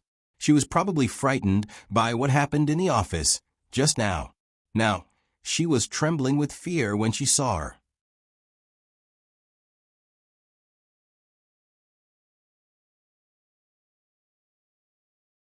Chapter 589. Don't call me miss. I'm an intern like you. Gui Wetchen had always been straightforward. Xiaoyu was so scared that she shivered and nodded quickly. After a while, she said hesitantly, Miss, what should I call you? Whatever you want. Seeing that she was at a loss, Gui Wetchen was a little impatient. Chun is fine. You're already calling me that. How old are you? Why are you as bold as a mouse? Xiaoyu whispered, 24. You look like 14. Gui Wetchen pursed her lips and didn't say anything else. She pointed to the information and said, Xiaofan wants me to talk to this photographer this afternoon, right? Xiaoyu nodded quickly. Photographer Luo had already negotiated with the company to sign a contract, but he suddenly backed out 2 days ago, so this is actually quite tricky. Speaking of this, her tone was a little hesitant. In fact, from her expression, Gui Wetchen could tell that this was not a simple matter. How could Zhao Fan give her something simple to do? She couldn't wait to sit in the office every day and watch her embarrass herself. It was a thankless task. This is difficult, isn't it? Hearing this, Xiaoyu was slightly stunned and nodded hesitantly. Okay, I got it. I'll do it in a while. Gui Wetchen closed the information and glanced at Xiaoyu, who was still standing in front of her. Is there anything else? No, there's nothing else. Xiaoyu shook her head and hurried back to her seat. According to the information, the photographer named Luo Qing was a young photographer who had won the International Photography Art Prize for 3 years in a row. It was said that the 4 major magazines in the world were fighting for him.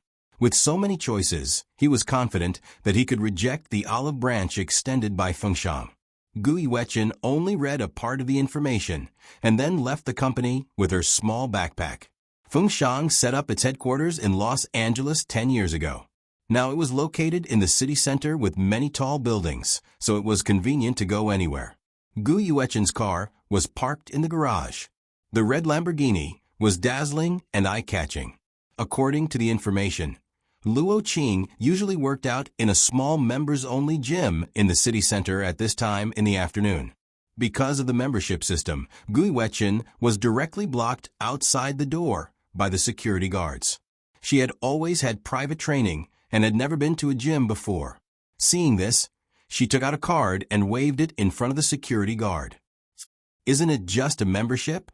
How much can it cost? Just give me the bill. I'm sorry. The security guard still had a serious expression on his face. This is a private club gym. Are you from the International Photography Association?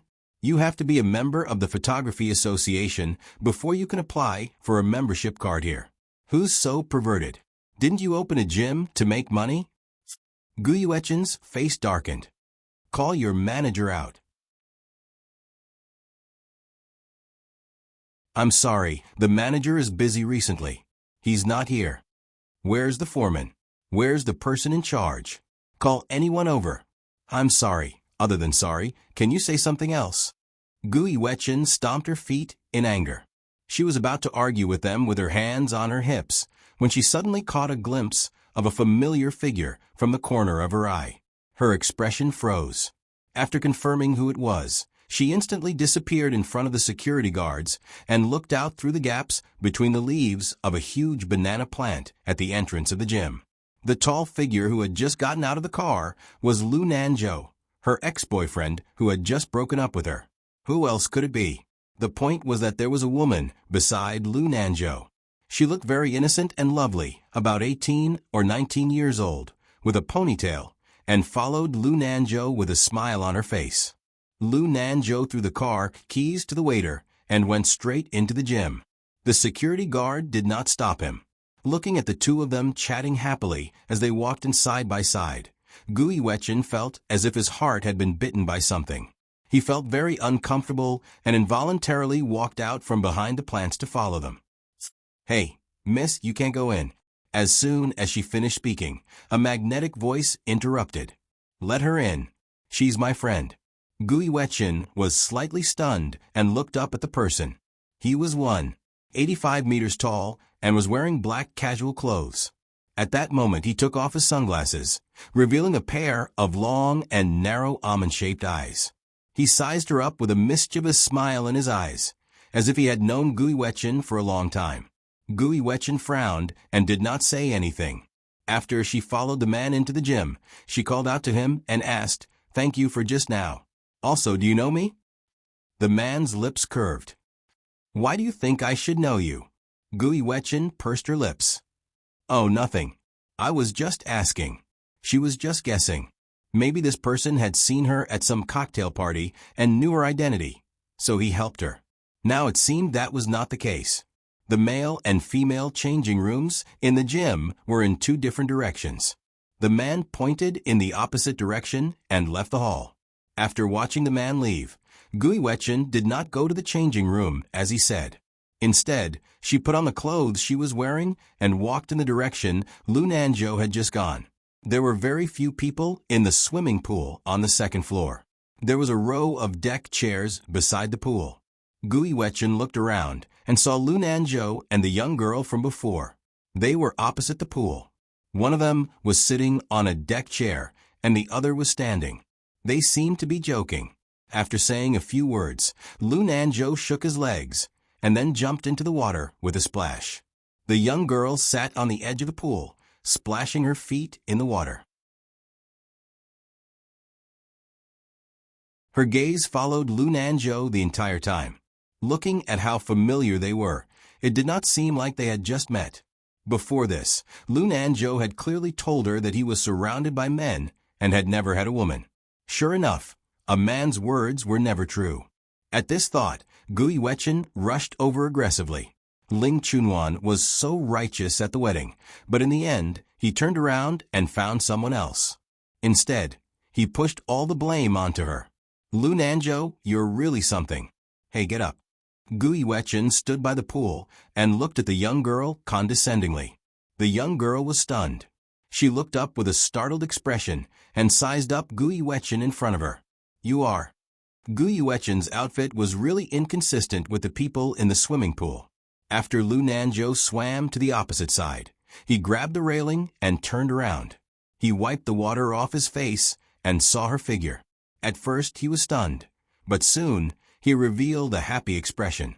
After not contacting her for so many days, he had long regretted impulsively breaking up with her. He originally wanted to go to the Four Seasons villa to apologize to her, but he did not expect that she would come to find him. Thinking of this, he climbed ashore and jogged along the pool. Gui Wetchin did not see Lu Nanzhou. She was busy figuring out whether it was her fault for breaking up with Lu Nanzhou. She would still blame him. If it was not her fault, she would rather die than take the blame. "When did you meet Lu Nanzhou?" The young girl blinked and became alert. "Your brother Nanzhou's?"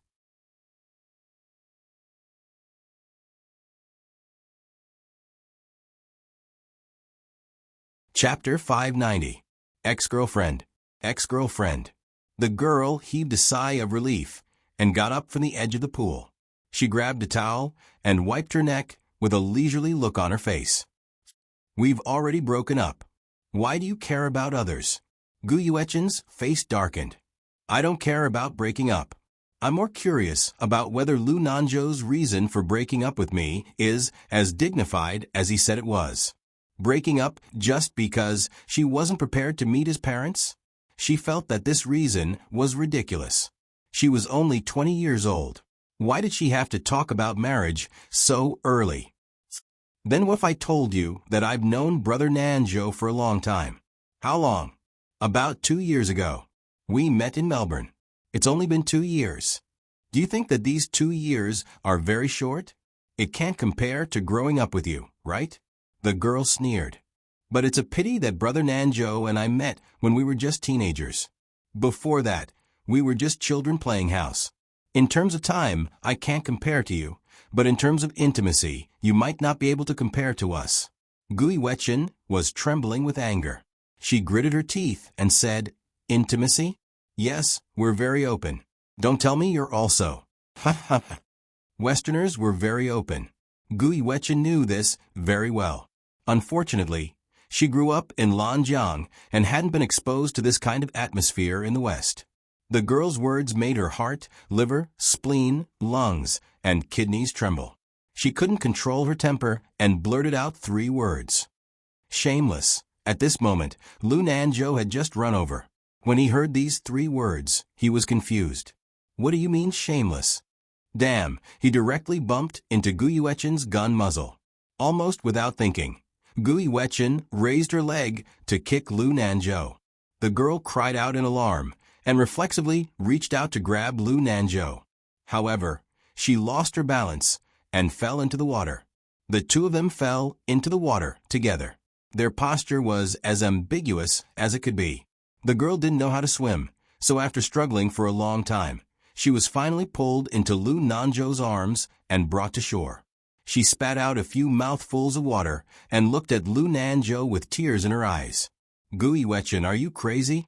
Lu Nanzhou raised his head and glared at her, displeasure written all over his face. It's fine if you mess around at home, but Vivian can't swim. Are you going to take responsibility if something happens to her? Is she blaming me for falling into the water? Gu Yuechen stared at Lu Nanzhou in disbelief. Can you get this straight? She fell down by herself? If you didn't make trouble for no reason, would she have fallen down? Chen, can you reflect on yourself? Since young, you've always blamed other people for causing trouble. Don't you feel that you're not at fault at all? F***ck. Lu Nanzhou, you're my uncle. Gu Yuechen clenched her fists. Her face was livid with anger. Fine, it's my fault. In your eyes, I'm such an unreasonable person. Let's not meet again in the future. She finally understood. Before dating, everything was good, but after dating, everything was bad. It was a stretch to say that distance made the heart grow fonder. It was simply an excuse for men to like the new and dislike the old. After Gu Yuechen angrily ran out of the gym, the hot sun evaporated the water on her body. After walking along the road for 5 minutes, she suddenly remembered why she went to the gym. She slapped her forehead and hurriedly turned around. Enemies often cross paths. As soon as she entered the gym hall, she saw the adulterous couple. After calming down, Lu Nanzhou regretted speaking so rashly. That was why he packed up his things and was about to chase after her. He didn't expect to see her in the hall. He was delighted. Chun, just now, do I know you? Gu Yuechen rolled her eyes at him and walked straight into the swimming pool. She only left behind a lukewarm sentence. I'm here to look for someone. Help yourself. Lu Nanzhou was stunned. He heard a faint voice beside him. He turned around and saw Vivian with her arms crossed. She was looking in the direction Gu Yuechen disappeared in with interest. He clicked his tongue and sighed. Brother Nanzhou, this little girlfriend of yours has an unusually bad temper. Aren't you going to chase after her and explain? After all, I was just teasing her. Don't cause any trouble because of me. Lu Nanzhou sighed helplessly. She's been like this since she was young. She has a bad temper, but she doesn't do anything overnight. Forget it, I'll send you back to the hotel first. I'll explain to her tomorrow. There was no one in the swimming pool. Only the sound of splashing water could be heard. Gu Yuechen followed the figure in the middle of the pool, step by step, towards the finish line. According to the information, Luo Qing usually stayed in the swimming pool for the whole morning. If the person she was looking for was not here, then there was no need to look for the gym. The man swam to the finish line. He held the edge of the pool with one hand and wiped the water off his face with the other. He then pushed his goggles up to his swimming cap. When he opened his eyes, he saw a girl squatting on the platform beside the pool. She was looking at him with her chin propped up. It's you. The girl's voice echoed in the empty swimming pool. The man in front of her was the one who had just brought her in at the entrance of the gym. Why are you still here? The man sniffed, jumped out of the pool, and walked towards his seat. I want to ask you about someone. Gu Yuechen jumped down from the springboard and caught up to him as she asked. Do you know Luo Qing? He's a very famous photographer, but I don't have any photos of him. Is he here today? The man laughed in his heart, but his expression did not change. Why are you looking for him? I want to introduce him to a good job. Oh, he's a special photographer for Fengshang. He takes photos for many big brands. The man wiped his arms and looked indifferent. As far as I know, Luo Qing likes to take photos of scenery, so those luxury brands don't seem to be suitable for him. That's good. Gu Yuechen's eyes lit up. Is he interested in Fengshan in China? Fengshan plans to run a humanities and geography column in China, specializing in the scenery of China. China is a big place, and there are many beautiful places in China. You've been there. I grew up there, Gu Yuechen said without hesitation. I saw that photographer Luo Qing only takes photos of Western scenery. I learned that he is a Chinese American, but he has never been to China. I think he should be interested. Is that so? The man pondered for a few seconds. But Luo Qing has already left. She was just by the pool. Didn't you see? By the side? Gu Yuechen was stunned. Her mind quickly went through all the people on the shore just now, but she could not find the figure in her impression. I thought you knew each other, but it seems that you two had a little argument. The man's smile was thought-provoking. Gu Yuechen's mouth twitched. An ominous premonition was spreading in her heart. Sure enough, the man's next sentence was, I also saw you push her into the water and fall into the water with the man beside her. Gu Yuechen's smile froze at the corner of her mouth. Luo Qing was a woman? Or was it the woman just now?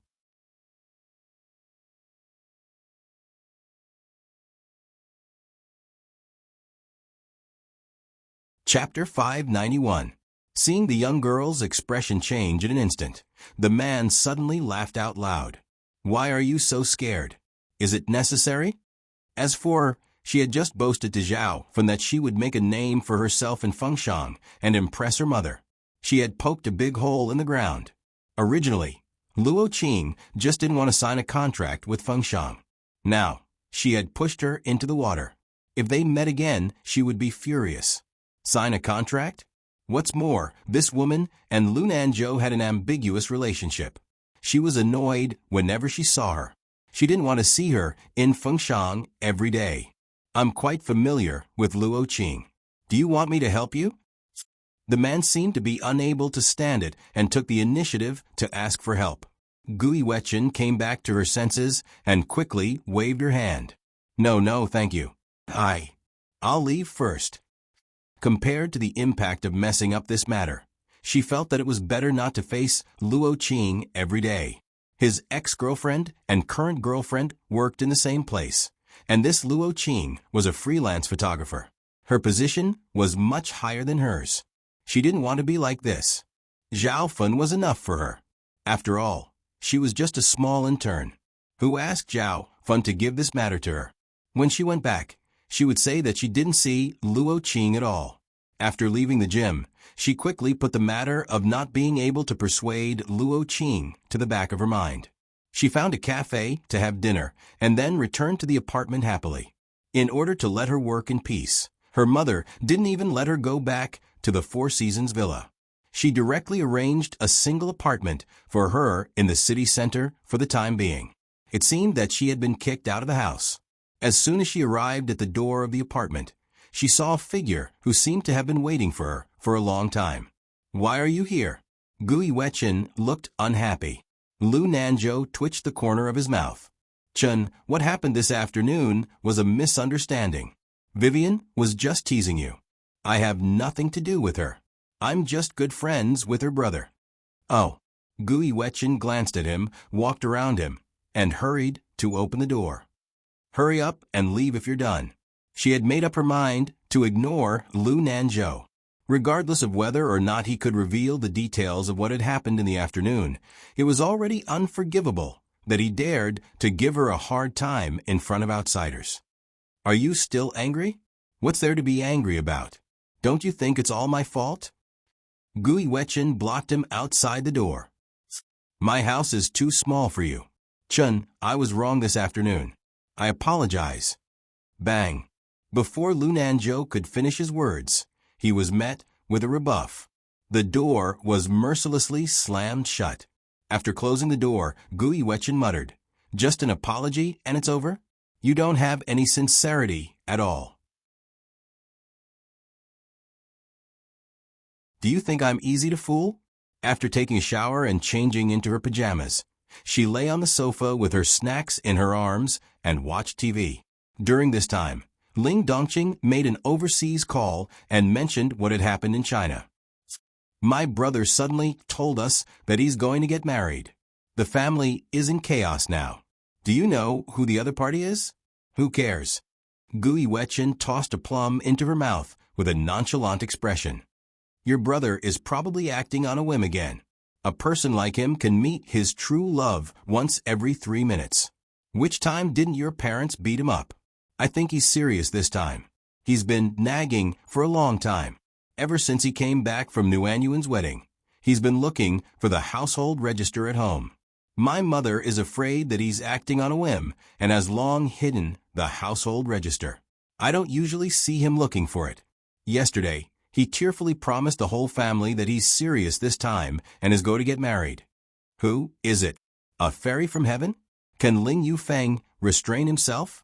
Speaking of this, Ling Dongqing laughed. Duan Ruyun. Do you remember her? Duan Ruyun. Gui Wechen jumped up from the sofa. The woman that Zhuang Hong wanted to marry before? The one who runs the nightclub? I remember that she's 5 or 6 years older than Ling Yufeng. Isn't she the same age as Zhuang Hong? She's not just 5 or 6 years older. Everything has its vanquisher. This sister has a high status. I heard that most of the people in the capital are her ex-boyfriends. Back then, Zhuang Hong got engaged to her because of the big hole in the Zhuang Yu group, who asked her to be rich. In the end, she was robbed by my brother and sister at the wedding. From then on, she subdued my brother within a month of knowing him. This was also the reason why Ling Yufeng's parents didn't agree to this marriage. After all, Duan Ruyun ran the nightclub and took over the family business at the age of 16. Her scheming and shrewdness were not something that a little playboy like Ling Yufeng could compare to. But I heard that your mother has a relationship with Duan Ruyun's mother. She's not her biological mother. Duan Ruyun was 12 years old when she was adopted by Auntie Sue. Auntie Sue didn't have any children, so she handed the nightclub over to her. She's very hardworking. Think about what we were doing when we were 16 years old. I heard that there were 2 years when the nightclub's business was not good, and she came out to solicit customers herself. Don't talk nonsense. Gui Wechen frowned and interrupted Ling Dongqing. Where did you hear this? Don't gossip and ruin her reputation. Chun, I don't mean to say this, but her reputation is really bad. If it's really bad, Zhuang Hong wouldn't have gotten engaged to her, right? Why did he have to marry someone with a bad family background? I heard that it was also entrusted by his parents. Auntie Zhuang was actually not very happy at that time. You didn't go to the engagement party, but I did. When Auntie Zhuang heard that Zhuang Hong ran away from the wedding, she smiled. She was obviously really not satisfied with Duan Ruyun. No matter what, she can't compare to Nuanyuan, right? Of course. When it came to Ling Chunwan, Gui Wechen echoed a few words. In terms of family background, character, and temper, who can compare to Nuanyuan? Zhuang Hong must have accumulated several lifetimes of good fortune. Then what did your parents say? Let's meet first. After all, it's been so many years. Although I have an impression of her, I haven't seen her many times. Do you want to come back? I have a hunch that my brother is going to get married soon. No, I'm busy. What are you busy with? Didn't Auntie you arrange for you to go to Fengshan? Why don't you tell Uncle Gu and ask him to let you go to the domestic branch? Forget it. It's good enough that I can get through these 2 days safely. Huh? What's wrong? Nothing. Gui Wechen was too lazy to explain to him. She yawned and said, let's talk about this later. I'm sleepy, and I have to go to work tomorrow. I'm hanging up. After hanging up the phone, Gui Wechen took out the potato chips from the bag. She only felt that they were tasteless. After chewing a few times, she threw the rest back and raised her hand to turn off the TV.